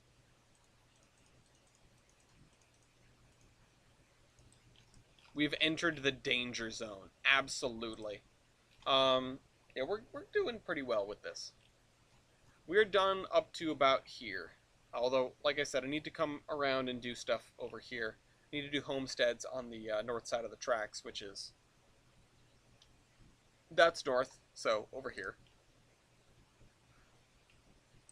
But, of course, then I'm going to need to continue past that way and work on Pan Am at some point. We are, maybe a quarter of the way to BS. Probably not even, though. Are you going to try that hole in the fly thing? I'm going to see if I can make it work. Alright. Save and exit. Brace yourselves.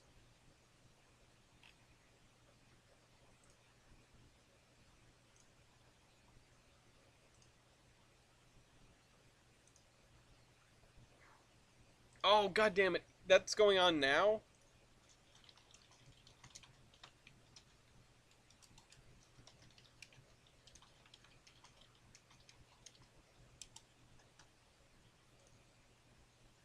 I want that. I want the War Thunder PO2M. I want it bad. I want it. But I'm never going to get it. Because I don't have enough time to grind War Thunder. I'm not good. Will AI-generated Hitlers make real Hitlers obsolete? Alright.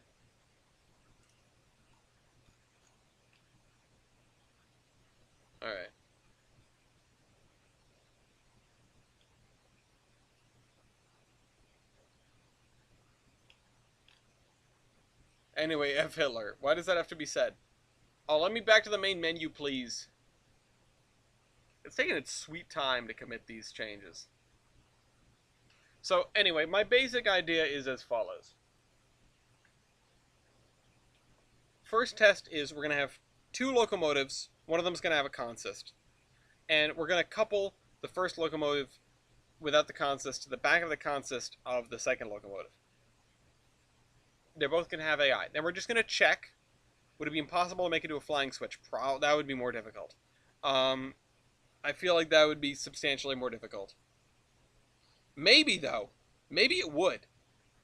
Maybe it would. But your timing would have to be perfect.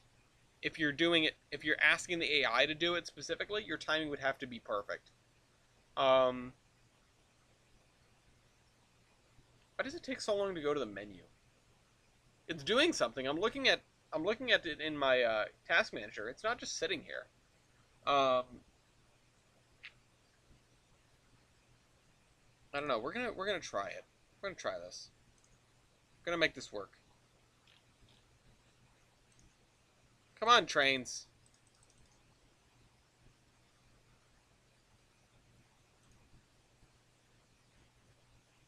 It's killing me. Oh, nothing for no contact. Darn.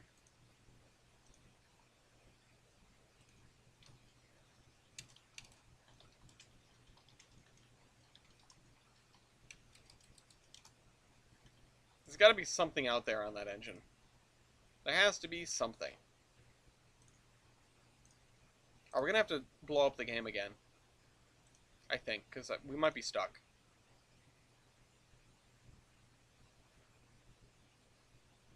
Drive via track mark and uncouple from X. I don't know. We're losing viewers. Come on, we're about to hit the cutting edge of what's possible in Trainz. Come fly with me. Alright.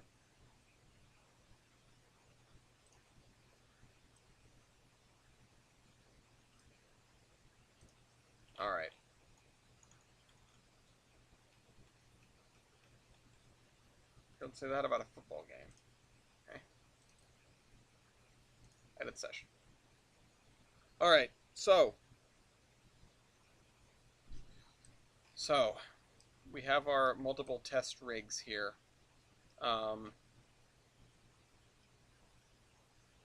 And you know what? I think I'm just going to use these two. And what I'm going to do is I'm going to leave him there. And I'm going to have...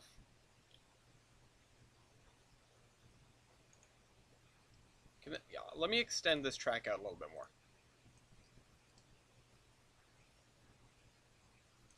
Using stuff that I already have, right? Which is this Pierre Marquette engine and this consist right here. Is this Pierre Marquette? No, this is CNO. Sorry. We're going to do this. So driver setup. I'm going to get rid of your schedule. And get rid of your schedule. Actually, I'm just going to say, like, wait for 30 minutes so we know he still has a command. And then we'll say you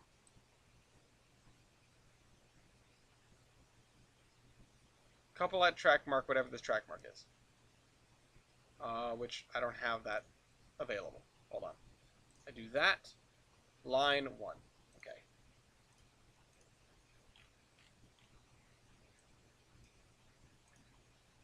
Couple at track mark.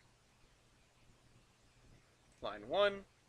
And then wait for 30 minutes. Once again. Just to see if something happens. So exit surveyor. Hop into the session. Which this is probably one of those that I could test without, just hopping in and out. But in fact, I should make a new session and just do that.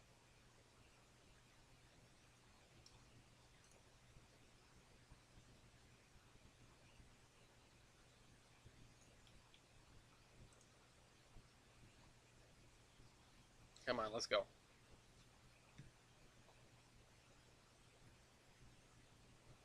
Come on, let's do it. Let's do it. Alright. Who am I clicked onto? Where are you going? Why are you moving? Oh, were you moving when... Oh, okay. He's got to throw all the rest of the switches. Also, he's almost out of coal. By the looks of it. No, he's still got plenty. Throw that one, and then throw that one, and then throw that one, right? Please? Okay, one more.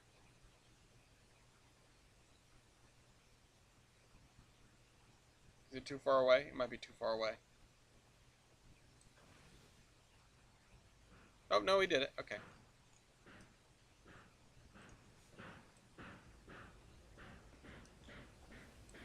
It does look good. It looks so good as to look like too good. Like, it's beyond good.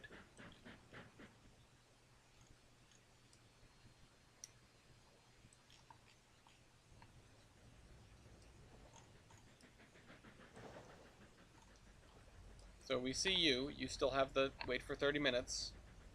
And you will for a while.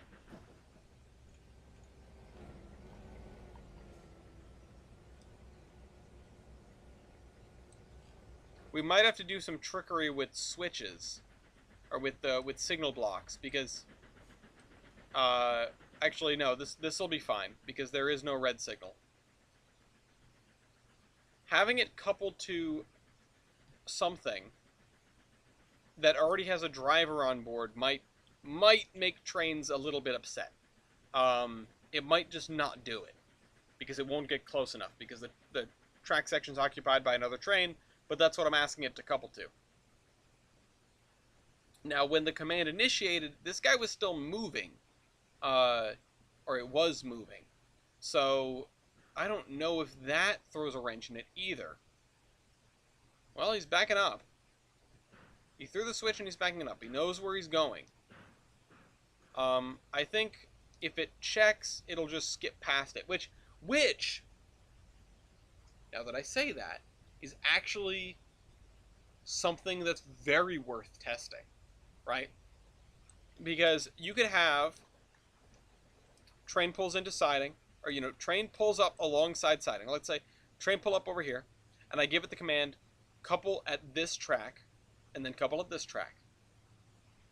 And you have the player running ops that are depositing cars onto these tracks. Oh, crap. Wait, what? He just drove here and didn't couple to anything. Alright, hold on. Is it because that train was not moving? Or because it was moving, maybe? Or because it has a thing on it, or because that switch was thrown, or any number of things. I'm going to pull you out to here, and I'm going to pull you out to here, and I'm actually going to tell this, I'm going to say edit driver setup. I'm going to say wait for 30 seconds, wait for 20 seconds, and then go couple at track mark. Give this guy time to decelerate to a stop if the game thinks he's moving or something. Also, edit session, schedule at track mark, line 1 and line 2. Get rid of this, get rid of this, get rid of this.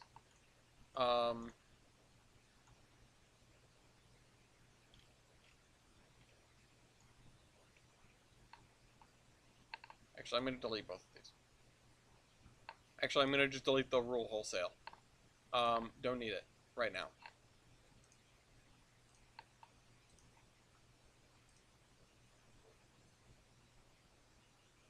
Edit session. Oh, you know what?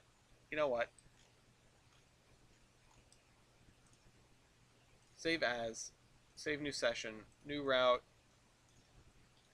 active. We'll just do that. We'll save it as active. And then I will have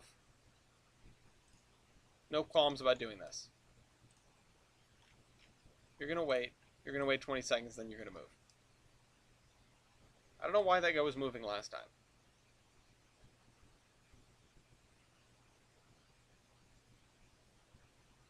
Oh, it's paused. So look at him go.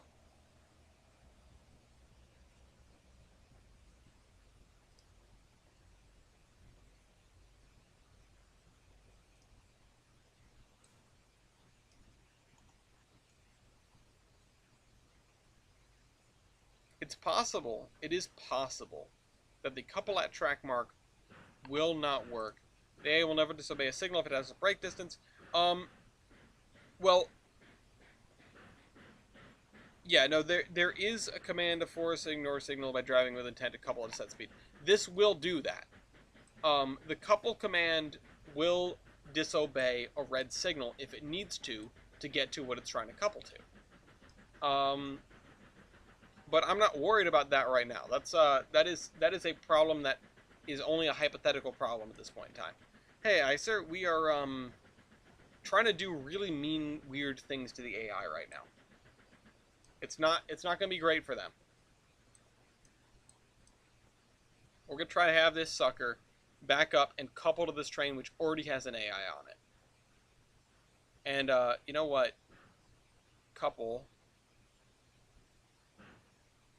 See, I can tell it specifically to couple to this, which is a different story. That, yeah, might be a next Thursday problem. The nice thing I like about the drive to track mark list is it tells you which track mark in the list it picked.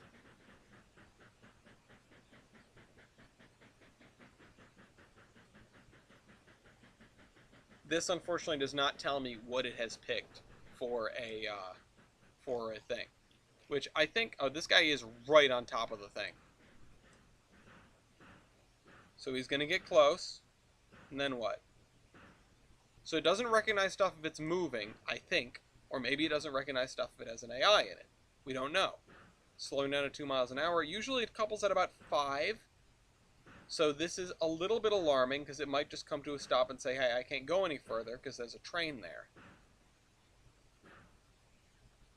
This is what it would do on the turntable when it got confused. It stops. That's when it makes the decision to couple, and then it's going to go for it. He's going in. He's going in for it. He's going for the smooch.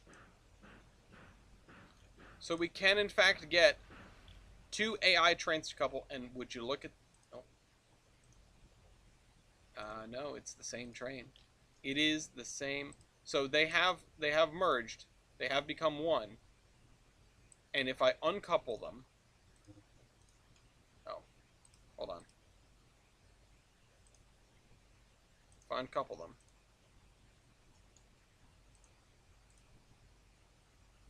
This guy does actually come back. But his schedule's gone.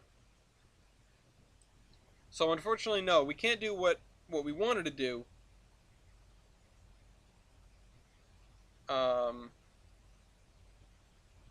Surprised you're not playing that other Trainz-related game. Also, you see the trailer for the game that'll come out next year. I'm guessing Railroader. Yes, I've heard about Railroader and Highball. I've been loosely following their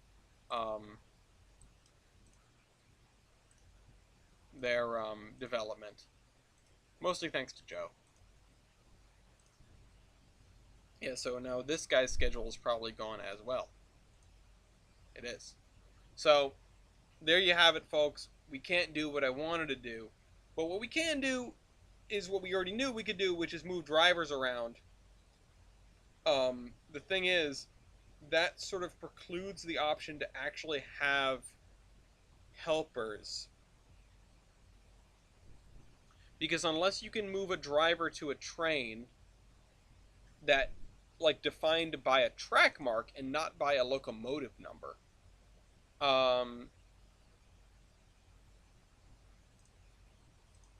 in fact, if I go to installed, sorry, if I go to download station,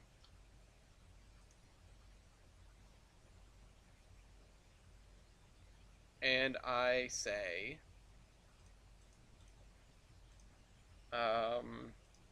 driver, and I say script,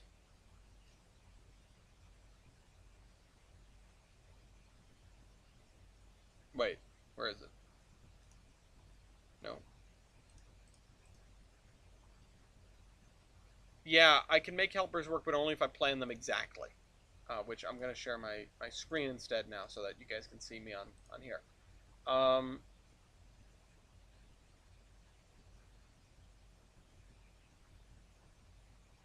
wait, category script.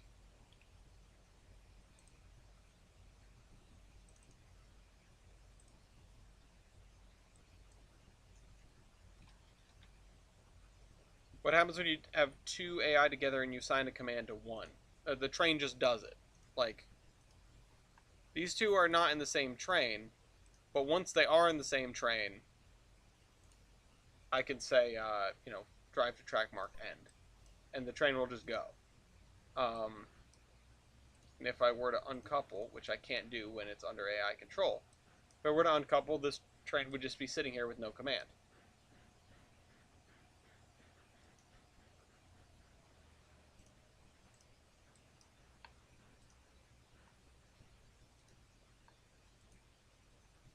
Oops. So yeah, now we have these two trains.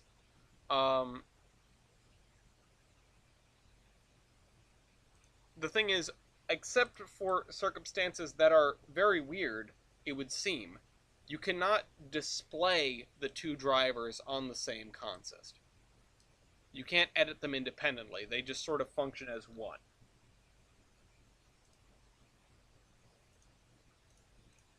That's Tolbrand.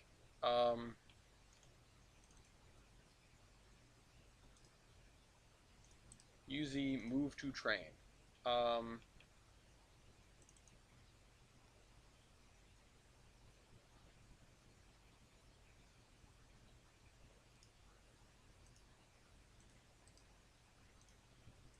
Instant move train. Huh. That's interesting.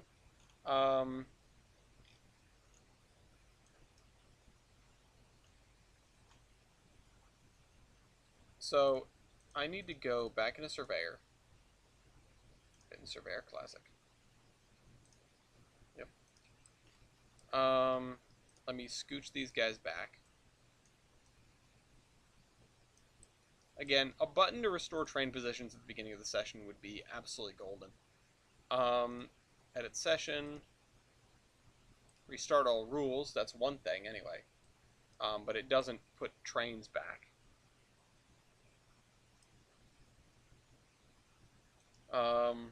Delete that rule. Driver command.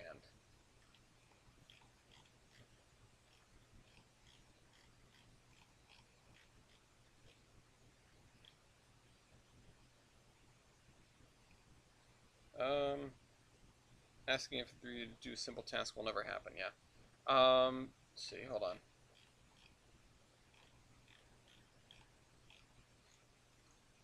Oh, and I'm not going to be able to look at it until I reboot the doodad. Hold on.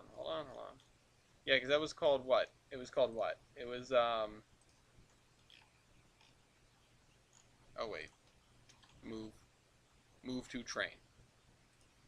So it would be in here under M, but it's not here because I need to reboot Surveyor to get there. Or to get it, rather.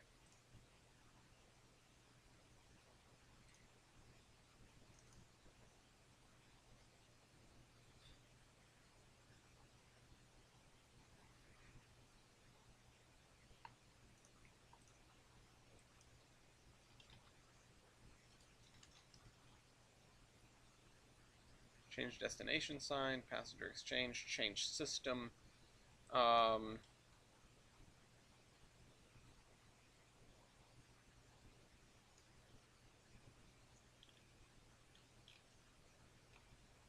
Wait for random, wait until minute. Wait until hour, minute.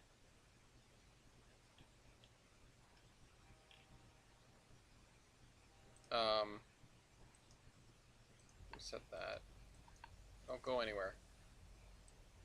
What was I doing? Oh, right. Edit and Surveyor. Okay. Edit session. Driver command. Restart all rules. Driver command.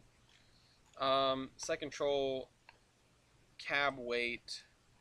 Change direction. Copy commands. Couple. Decouple.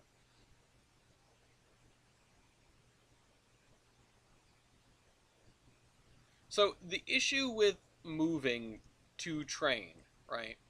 The issue with this is that I assume, and there's the Russian version, let's look at them both. I assume it's in Russian. Who would have thought?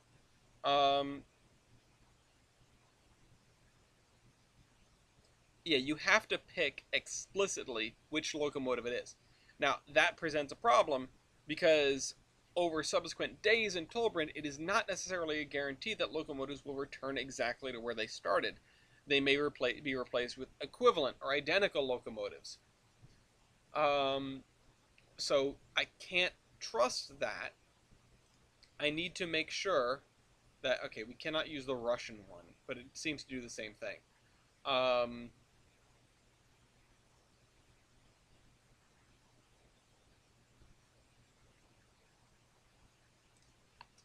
I have an important question, which is if, and I'll use this testing rig for it.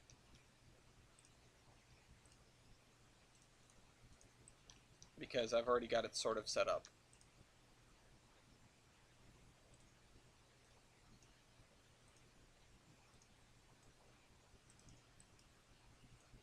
If I have some DL109s over here, and if I get rid of, oh wait, I can't do that. What I need to do is actually just flip that. And I grab something else, let's say,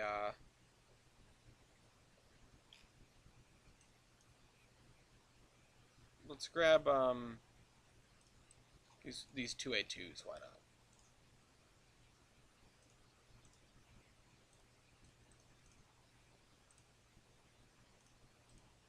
Oh, I wanted the tender.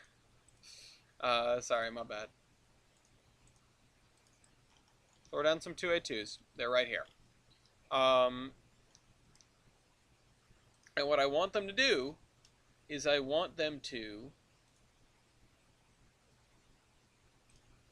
restart our rules, edit this, so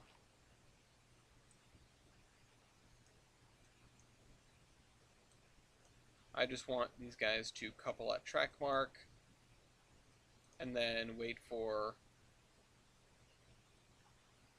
10 minutes. wait for 10 minutes, wait for 10 minutes.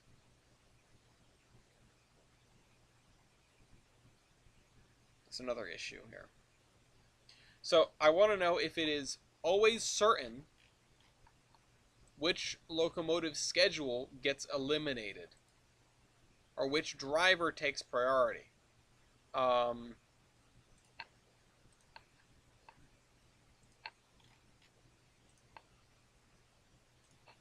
Which means I'm going to set these guys to have horns and the other guys not to, so I can tell them apart. Horns. Okay. I am going to save and exit and reload this. You can kick cars, that's true. But you need to be able to decouple while you're moving, and the stuff usually comes to a halt first. What is this? Oh, Wakefield. A map of Wakefield. That's cool. That's the Narragansett-Pier Railroad. What about it? And it's the location of the Rhododendron Railroad, is it not?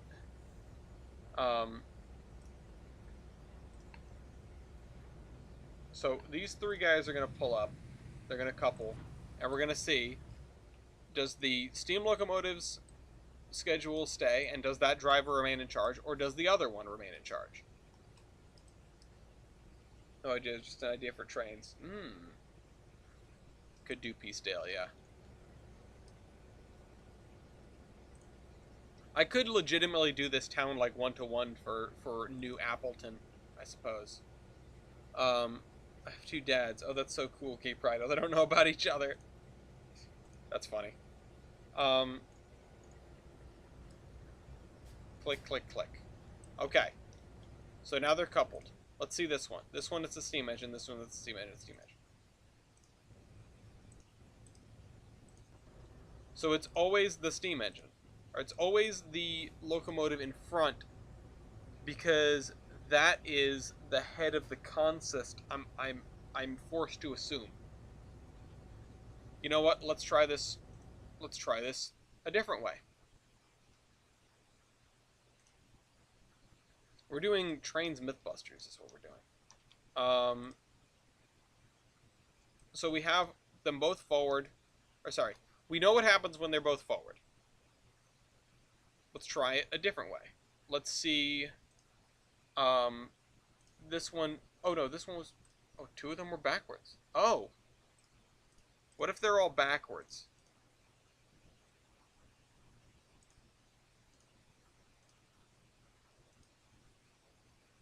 If I don't bust a myth in 5 minutes, I'm going to die.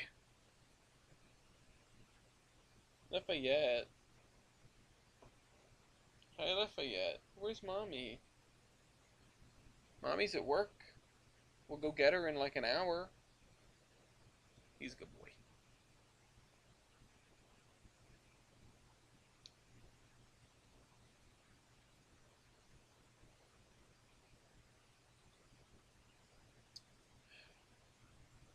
I'm just thinking real hard. Okay, here they come again.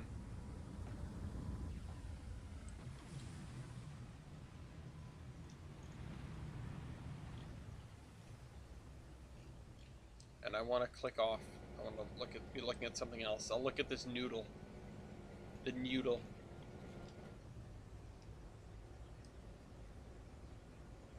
They're taking their time this time. Is it because they're technically facing the other locomotive? No. They're just doing the thing.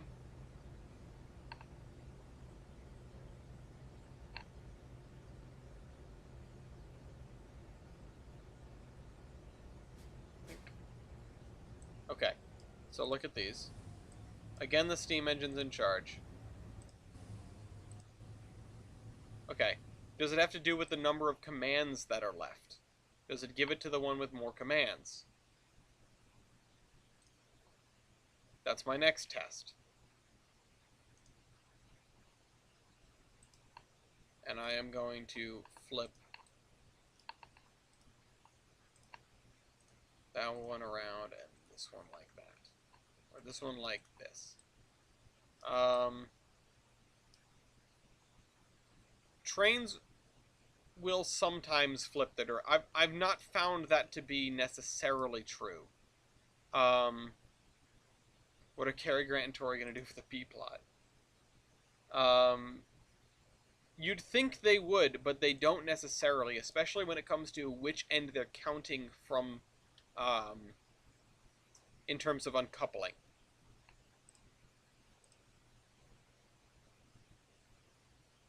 You know, it has to be, in order for it to work for me, it has to be non-specific. So I can't use any transfer to specific commands. But I can use you know, for when something crosses a thing. But it'll just assign it to whatever train is whatever train is available. Or, you know, whatever train is I'm stupid. I'm really stupid. We've had no conclusions because I didn't take the horn command off of these so that it looked the same anyway. I should have checked if it said 10 minutes or 30. Oh my god, I'm so stupid. Alright. Hold on, we've got to try that again from the top.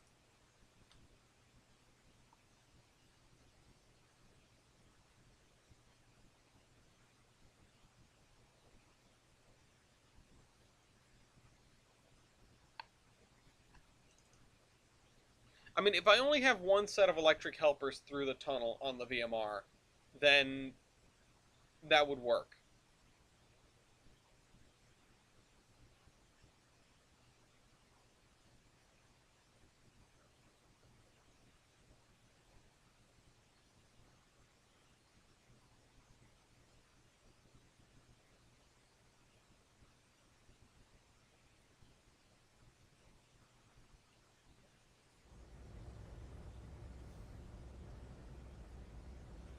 I mean, there's two options, right?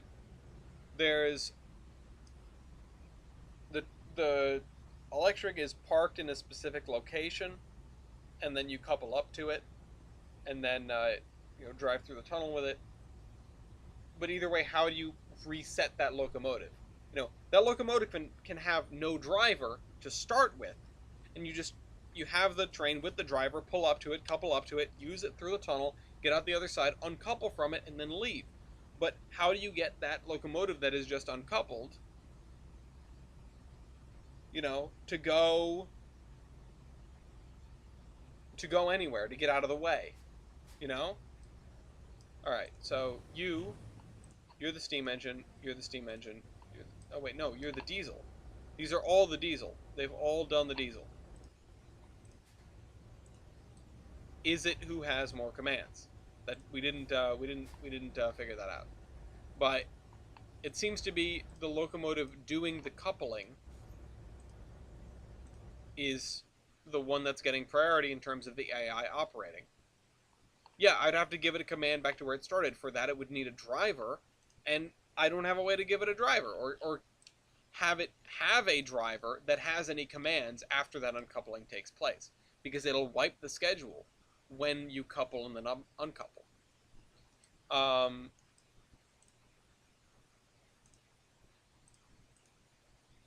So we're going to take one of these guys and we're going to just add several horns to it.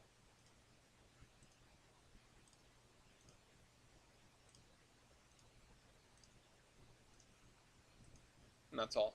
And we're going to test it again. Does the schedules disappear if there are cars between the loco? I would assume so. I don't see why it wouldn't. But that, I mean, that's an interesting question. Actually, you know what? You're right. I should have them uncouple. I should have them uncouple. I'm going to have this guy in the back, which is, well, I don't know which one. Actually, I have the one in the middle because that's probably number 2. Um, edit session. I don't know if there is one or if there isn't. Not a workaround like that I can use necessarily, but you wait for 20 seconds and then uncouples. I don't have that command active.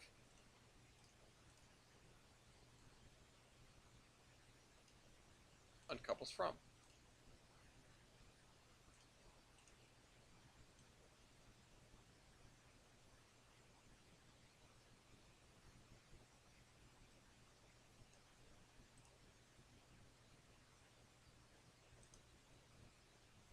Wait, sorry.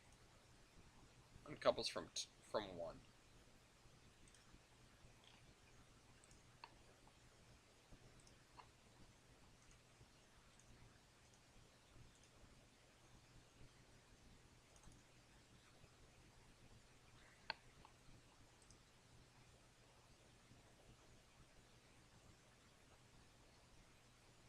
But I can't have it look for a specific.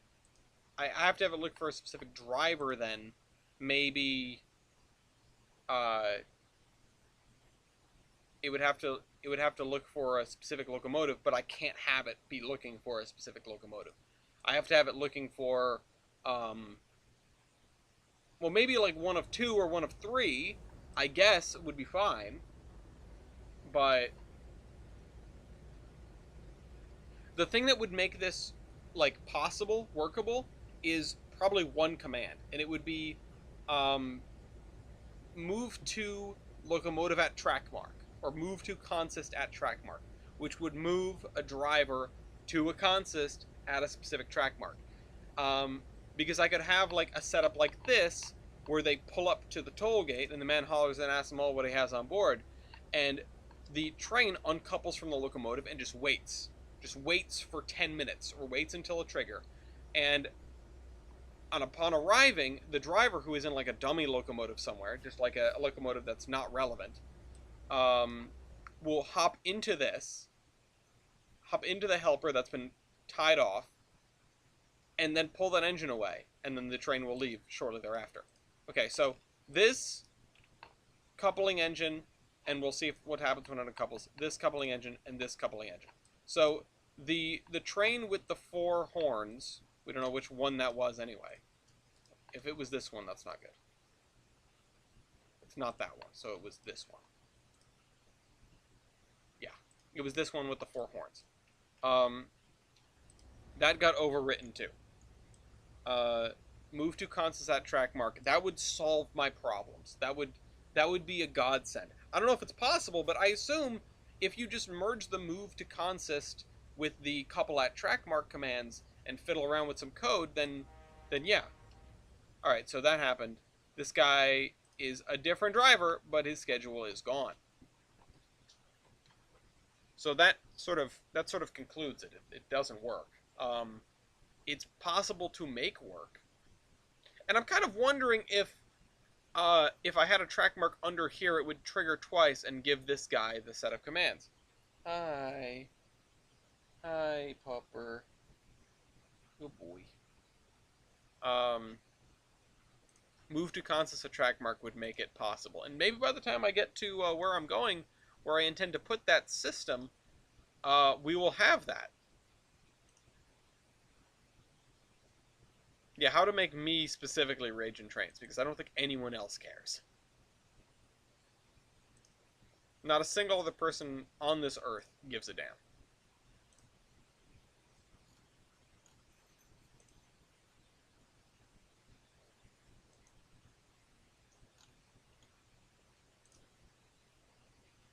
Oh, hey, a new person.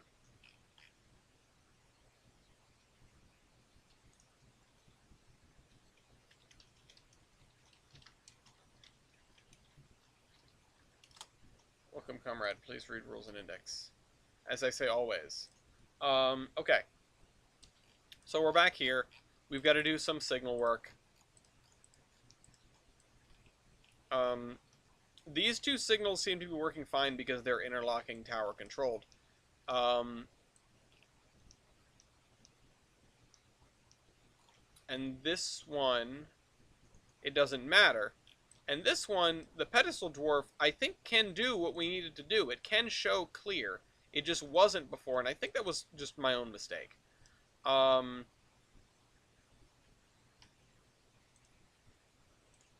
because let me look at the options on it here. Route speed, medium, restricting slow, limited mediums. So medium, medium's fine. Um, automatic, okay.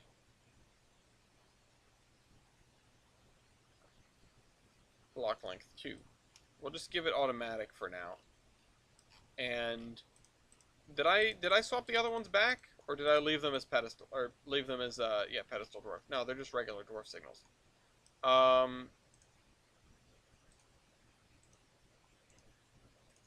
the biggest annoyance about these is that you can't be too close, or you can't see them because the corona bugs out. Or maybe it's an LOD thing. It might be an LOD thing, but there's something wrong with them. Point is.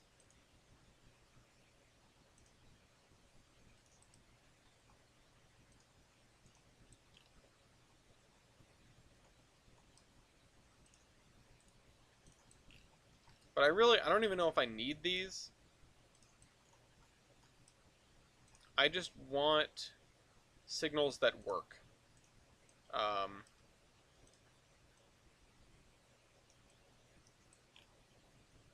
I kind of wish I had pedestals, but yeah, I wish I had pedestals that could show a clear, really, is what it is. And the fact that they can't do that is really what's troubling me, and really what's been causing all these problems. I'm switching back to these just as, like, this is my last chance to make this work before I just go and say screw it and use full size signals. Um,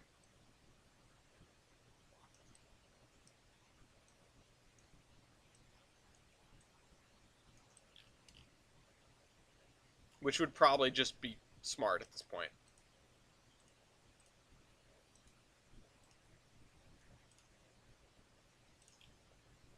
There we go. Nope, come on. Come on. There we go.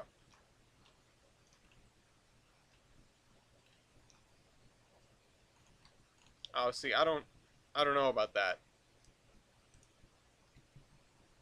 Maybe you're right, but I can see them if I step back a little bit. So I don't know if it's that, because I've always had trouble with them. See, because if I step back to here, nope. If I get far away, I can see them. If I get a little closer, I can't. I don't know what's causing that exactly.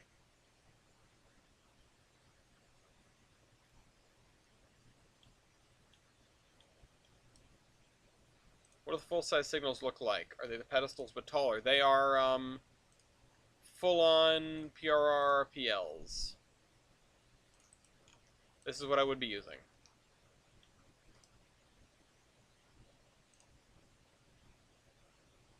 Speed trees near the tracks and everything not near the tracks be billboard trees. Yeah, I know, but I don't know.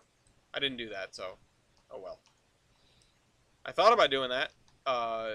That's been on my like list of like if I had gone back and done things differently, then maybe I would do that. But I don't know. I'm not about it.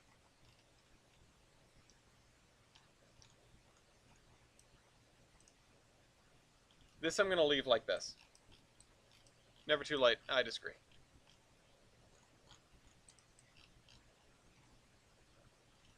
I mean, at a basic level, you're not wrong. But I don't. I'm not. I'm good. Like I'm not gonna fiddle with this route like that at this point.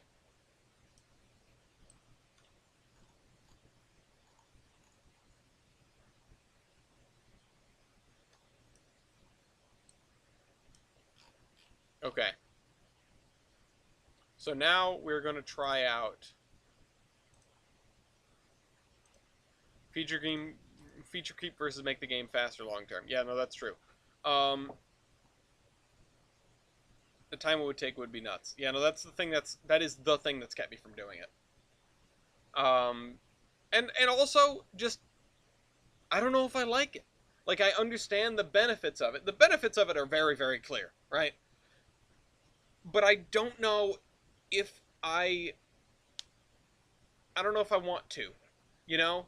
Uh, I don't know if I want to. I really like the way the world looks when I sit in one place, so I'm not loading anything, and I turn up that slider and I see the speed trees out across all of the everything, because it does genuinely look better.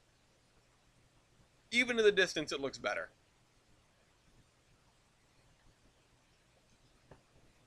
So I don't know. I am actively torn on that. And part of me wants to just sit here and like try to switch out Mason's Landing while we wait for this, or Mason Valley while we wait for this guy to show up. We need a Mason's Landing train too, by the way. Um,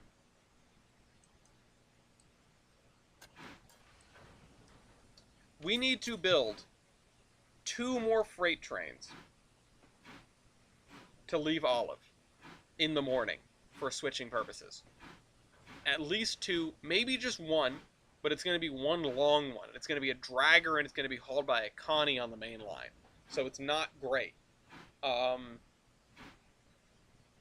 and it would be a train that brings all of the goods for switching to Mason's Landing and Mason Valley in the morning. And that's a train we can put together when we're done with this test run, because I'd like to see that working out. And believe it or not, that is as far as I ever got on the other on the previous version of the route. It's on a hydrid, speed tree top below certain heights, billboard tree. Yeah, I don't know. See, the thing is, I have my graphics turned down to 3K, and you can't see, like, the trees already stop right there. And maybe, yeah, it would mean I could turn my graphics up more, but I wouldn't want the trees right here to be billboard trees either. I'd want the billboard trees to start, like, in here somewhere. And by the time you're this far back from the tracks, this area isn't even going to be... It's not even going to be rendered by most people if they're worried about performance. You know? The AI has a heavier dole, has a heavier toll on performance than the speed trees after a certain point. Believe it or not, like, I had someone do a direct comparison with the AI versus without. The AI is a heavy load once you start getting a lot of AI trains in here. Peddler freight led by Akani. Yeah, no, it would just be going. It would. Oh, I'm looking at the wrong place. It would leave Olive in the morning. It would probably leave Olive after after the branch line train heads out, and it would tie into its train, which would be in this track here probably, and it would just drag it out all the way out. AI is not computed by the graphics card, but it does slow I don't think it's computed by the graphics card, but it does present a toll on how much resources the game is using. Although that may have been the person, they were just CPU limited, you know? Maybe that's the case, but either way, it did some damage to their frames. So yeah, it would pull the train out of there, it would switch over to the right side track, and it would go, I have to say, it's impressive the work you've done when it comes to track work and everything that went into this route build. I appreciate that. Thank you. I would like to think I'm a half-decent, track worker.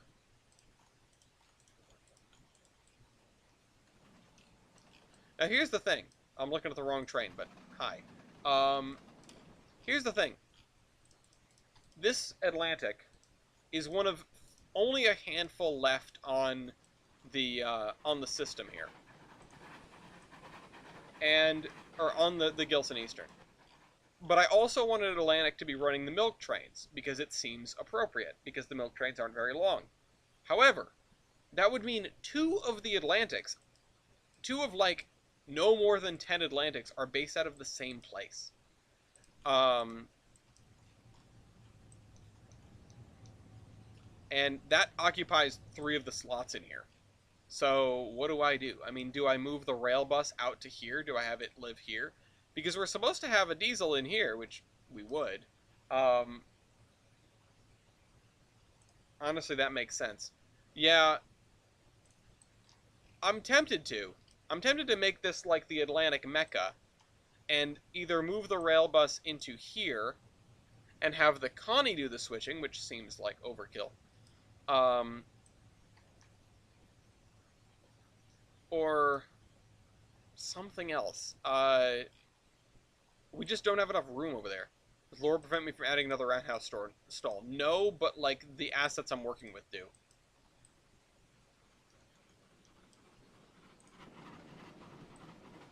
I also think I need to increase the speed limit on this run.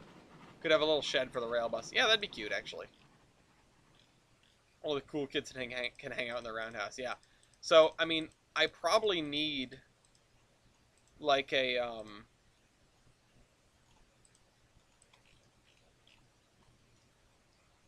I mean, what engines do we need here? We need the Atlantic for the mainline train. Oh, why are you approaching a yellow signal? Wait, are you already past the thing? That's not where we are. You're not already past Doughcliff, are you? No. Why are you approaching a yellow? Because you're switching onto that track. Why? Well, now I've screwed it up. But he's speeding back up, I think. Yeah, he is. The demented duck. No, do make fun of it. It deserves it. Alright, so that switch. And that line is clear for 2 blocks. So why are you showing a yellow? Why are we doing this again? Oh wait, no, you're not. It's fine. It's fine. It's just far enough away. What was that? Cat's causing catastrophes in the other room.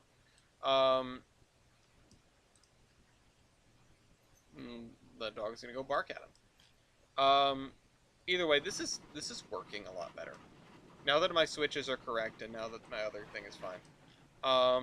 Cat doing cat things. Yeah. So that means the full complement of locomotives here is going to be 2 Atlantics. 2 of the Atlantics that the railroad has. The Mallard. Probably like a Jeep 9 or Jeep 7. Or something equivalent. I mean, let me check the... And you guys have been looking at my whole screen for a while, huh? You don't need to see that.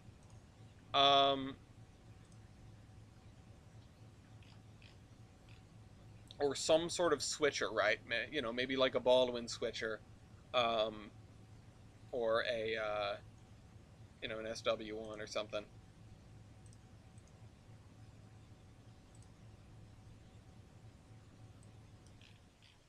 Okay, see, here's the problem. Why are you going...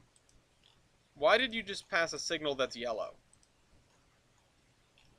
Why is there a yellow signal when there's a green one down here? Did I forget to change that signal? Did I forget to change that signal? Hold on. Stop. Stop. No, that's a pedestal.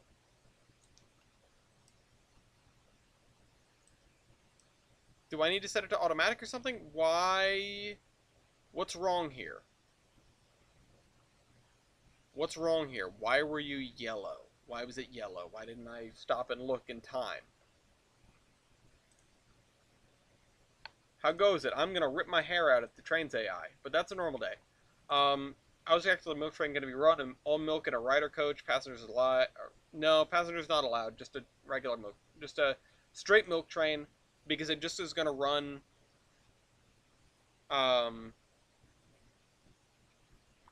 It's going to run out from Olive. It's going to run up the line and then it's going to run. Sorry, it's going to run out from Mason's Landing. Although the locomotive is from Mason Valley. So the locomotive goes from Mason Valley to Mason's Landing. Runs out from there. It runs north. Grabs, switches out the creameries on its way north. Gets to Olive. Turns around. What was that bridge as at the Poughkeepsie Bridge? Yes. Gets to Olive. Turns around.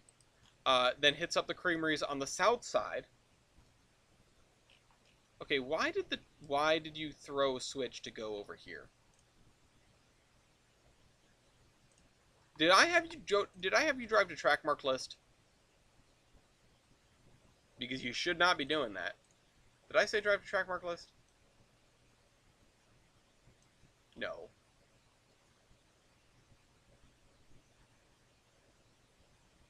No, it just is trying to drive on the right. It should be driving on the left. Um, Doe Cliff Valley Line 1. Wait, what? Hold on. No. That's this. Oh, it should be going number 2. Phrasing. Wait, famous person. Welcome WIT Simulations.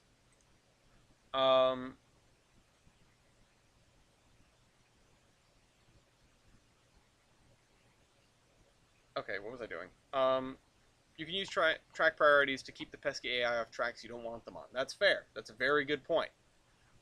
Early on in the development of this route, I was doing stuff with track priority, and it turned out to be more trouble than it's worth, if you ask me. Especially for something for something a little bit more controlled. I 100% see exactly what you're saying. But for this route,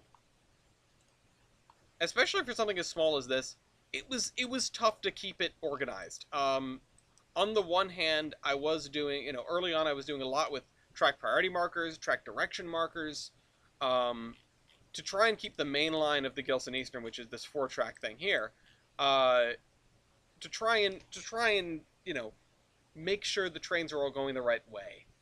In the end, just doing your track marks or being explicit with your track marks is so much more foolproof and a lot more opaque.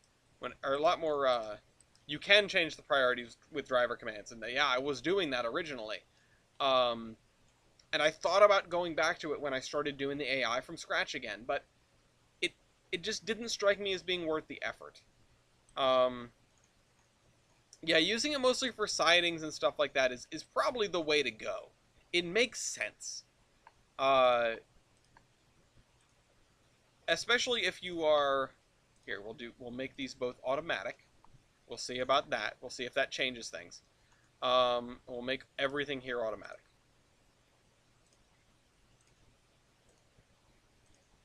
So that it does not care about route.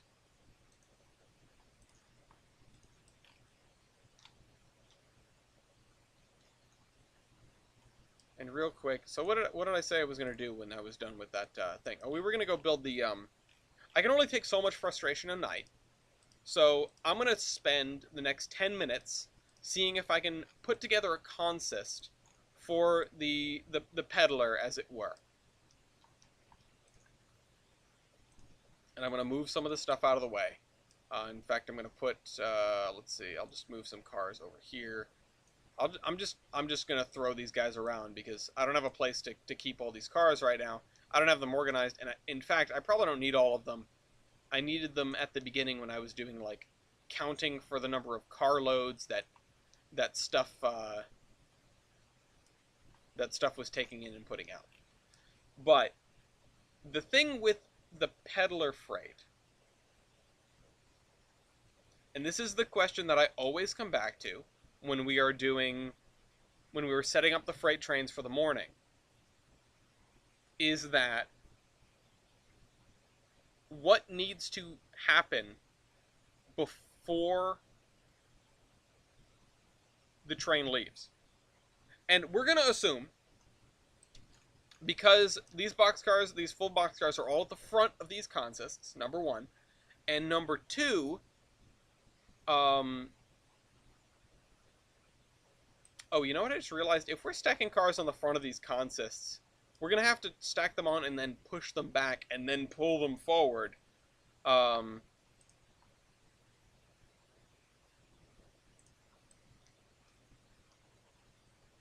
It's a good question, guy. To get them in the right spot. I would bet that assumes... Don't want to put empties on the front, not like nothing will happen. Yeah, no, I mean... I don't see any lesson that could have been learned over the past couple of years about putting MTs on the front or middle of trains, especially if your name is Norfolk Southern. Like, I don't, I don't know anyone who would figure anything else like that out. Also, I realize these tracks don't have the invisible extensions on them, so we can't use the whole thing.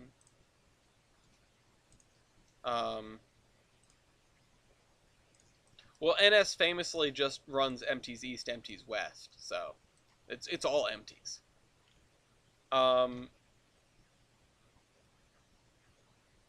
Yeah, so I need to spend the next 10 minutes surfing through my documentation on Mason Valley and Mason's Landing, uh, and what they need, what they're going to take in. So, and I'll give you guys the full screen for this so you can follow along because it's going to be a bit. Um, so Canal Island takes a carload, so round stock and flat stock. Actually, can I do it on this? Oh, well, it does tell us how many carloads. So 2 carloads of round stock, flat stock, and lumber. And I think those are mostly on the same thing. So, round stock. Oh, come on. Round stock is this row. It's not there. Oh, I can just highlight it like that. So the mill gondola. So we need 2 of those. So let's put down 2 of those, which are going to be full.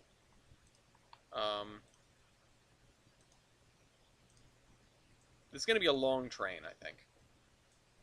I don't really mean to make it that long, but it's a slow going train. So let's fill these guys with round stock, which is, nope, that's not it. Rails, round stock. There we go. 2 of those. Now we need flat stock, which I believe is the same. FL for flat. No, it uses this one, the gondola mill 52-foot railgun. Wait a minute. Nope, that's the one we just used for the flat stock. I need the other gondola. Mill gondola 52-foot. Mill gondola. ... So this is for the round stock. My bad. Which is this. And copy it to the other one. Flat stock for these guys, which is going to be right next to this. It's right there.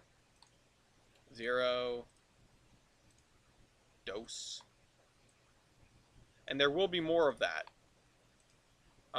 Okay, so round stock, flat stock. What else? Because we're going from the top of the consumer industries, Canal Island, lumber, 2 carloads of lumber. Lumber is carried by the 50-foot, I think. The 50-foot flats, which we use like everywhere on this route. Yeah, the 50-foot flat car PRR, which is you guys. So we need 2 of you, full of lumber.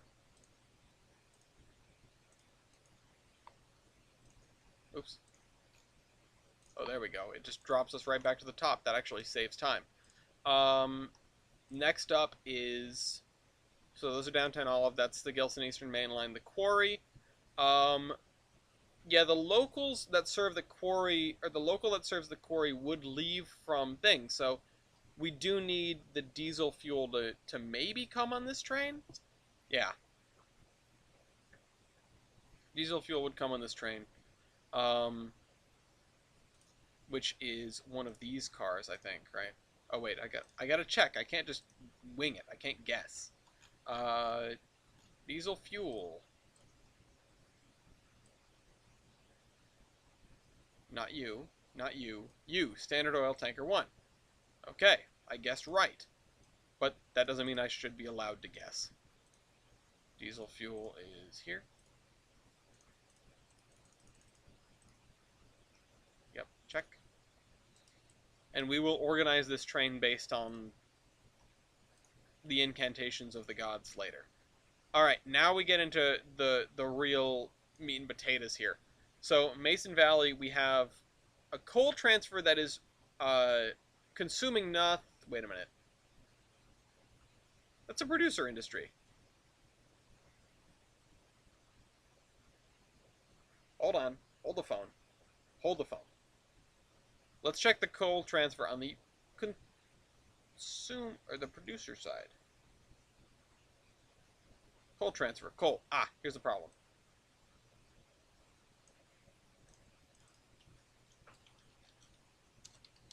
I think that's right. Go over here really quick. Go look at coal NG. Yes. Which doesn't matter the number of carloads right now. We'll have to, you know what? I'm gonna check. I'm gonna put a note next to that because that might be wrong in the future. Um, Coal transfer coal. Don't worry about that. That's an air gauge item. Um, this is also technically on the GMRR, so it should be up there and not down here. Yeah, yeah, it should. Yeah, it should. Yeah, it should. Hold on. I love. You know what? We'll fix it later. Um, Cooper Lumber also has 2 carloads of lumber. So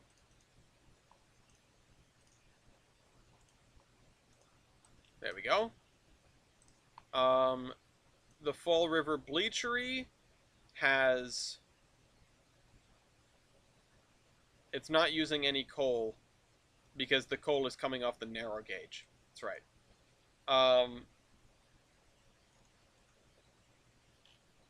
All right, you know what? I'm tired of that. We're fixing it now. Hold on.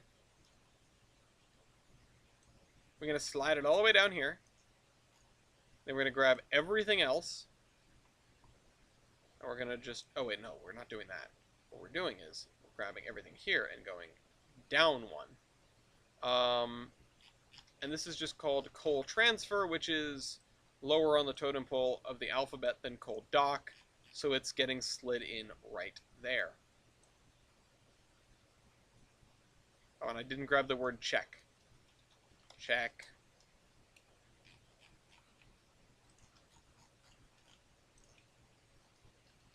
It actually should be GMRY, but whatever. GMRY. Geiger Mountains Railway. Geiger Mountains Railroad Railway. I don't actually know which one I picked.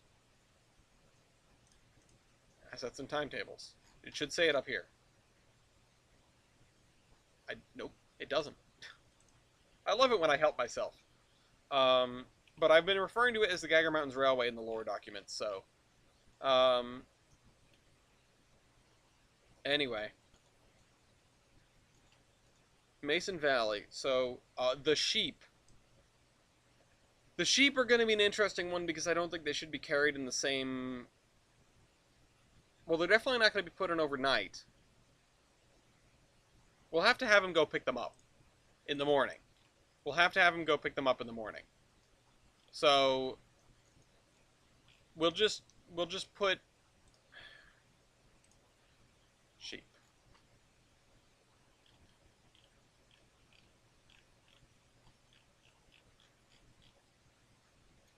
Sheep.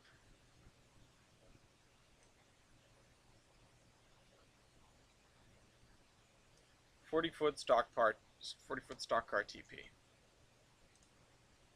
And I haven't been on the seed layer, so that screwed me over too. I guess we'll just keep those there for now, and we'll have to set up the track marks to make them worthwhile later. Oh. Since when is that a thing? Why is it stopping me? Don't stop me now. You've never stopped me before doing that. Yeah, we'll just put those guys there. But we'll have to come back for those later. They'll be at the front of the train. Hopefully they're not too light. Let's see. Has anybody said anything insightful?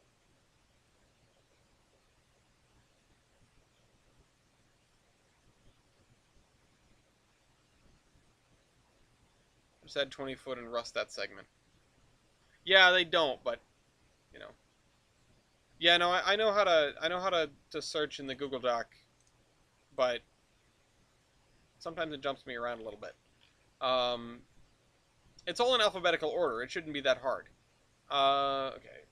The sulfuric acid, 2 carloads of that, which I know those cars are already over here.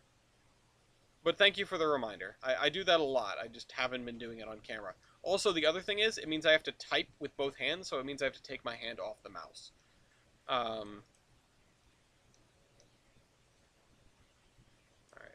Sulfuric acid, right?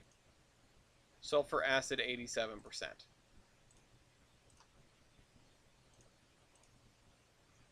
There we go.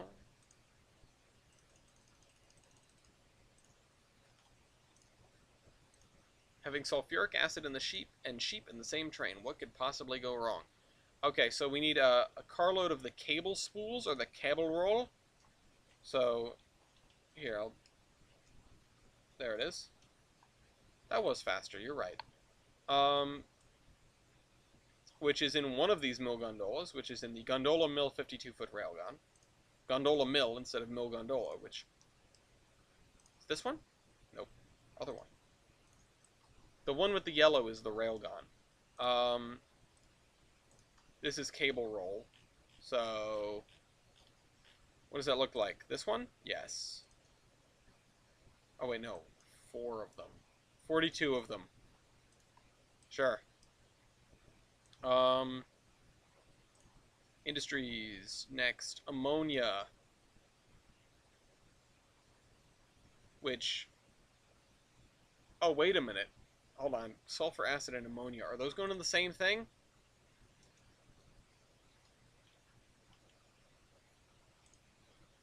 Let's find out. Tanker 40-foot SD Warren. Is that you? Yes. And then ammonia. Tanker 40-foot SD Warren. Okay, good point. Good show.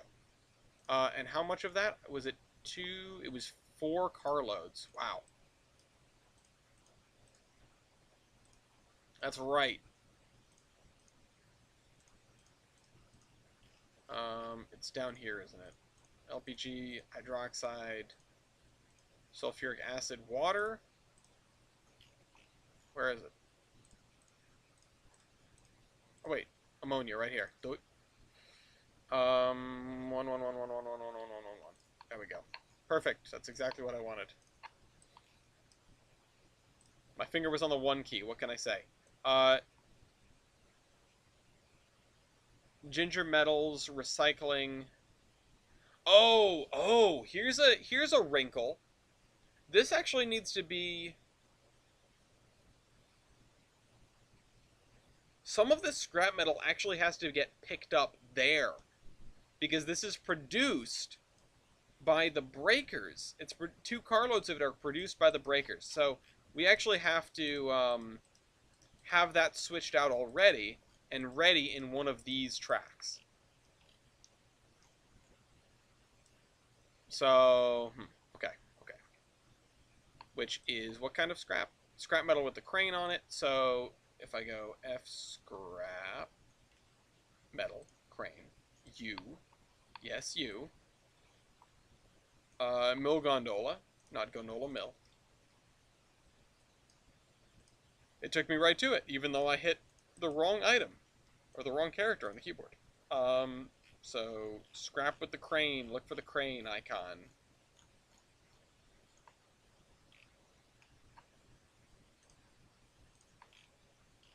I'm not seeing it. Was that the wrong one?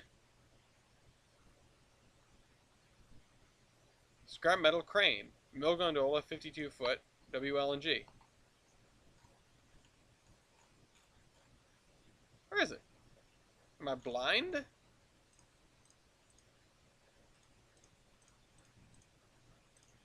This is regular scrap. This is not the same scrap metal. This is not the same scrap metal. Or is it? Has that changed? Has the icon been updated? No, it's this kind of... Wait a minute. So that's already there.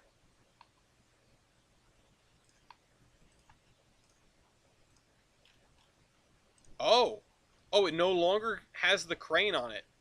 That's kind of alarming, actually. I need to change this icon. Um, hmm. Uh, everywhere it says scrap metal. I need to change that. Oh, I can, hold on. Scrap metal, crane. And I'm gonna have to leave now, too. Replace with scrap metal, gray. All sheets. Done. Why didn't it do it? Did I say match case and I didn't match the case?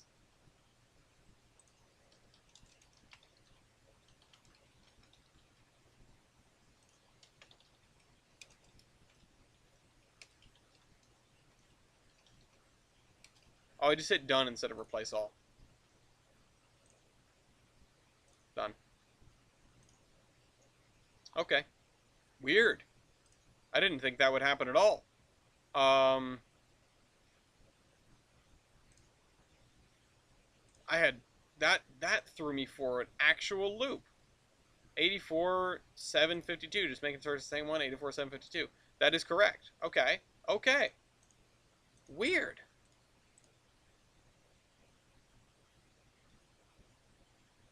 Liquid bar. I leave for 10 minutes and they're back. Yeah, there's sheets. Don't have freight cars and a pick list for every railroad. Oh, the pick lists!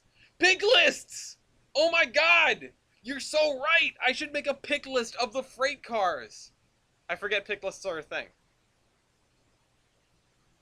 I don't need them. I already have them placed down on the thing.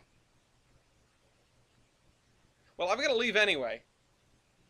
So, thank you guys for tuning in. I guess we'll end on that. I didn't remember pick lists were a thing. Literally, totally forgot.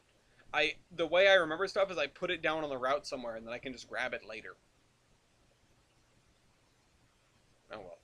I already have them written down in the document, so what does the pick list really do for me?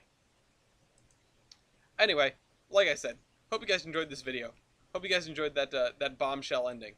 I'm just gonna put these guys over here because we'll need to pick them up later. And I will, yeah, maybe it does, maybe it doesn't. I already have half this stuff, I already have everything placed down on the route already, I can just grab it. But yeah, alright, let me see if it'll let me out of Surveyor this time. And I hope you guys enjoyed this video stream, and I'll see you next week. And I really want to pick up right where we left off. Hey, it did let me out. I really want to pick up right where we left off because I want to make sure we finish putting that train together. Because that is a big piece of freight action in our immediate vicinity. We need to get the passenger train to actually go full speed, and we need the freight train set up at least. Because once that freight train is set up, we can set up the milk train, which I need to put on my to-do list, which I closed earlier. Oops. Anyway, hope you guys enjoyed. Once again, I'll see you next week. This is the Admiral.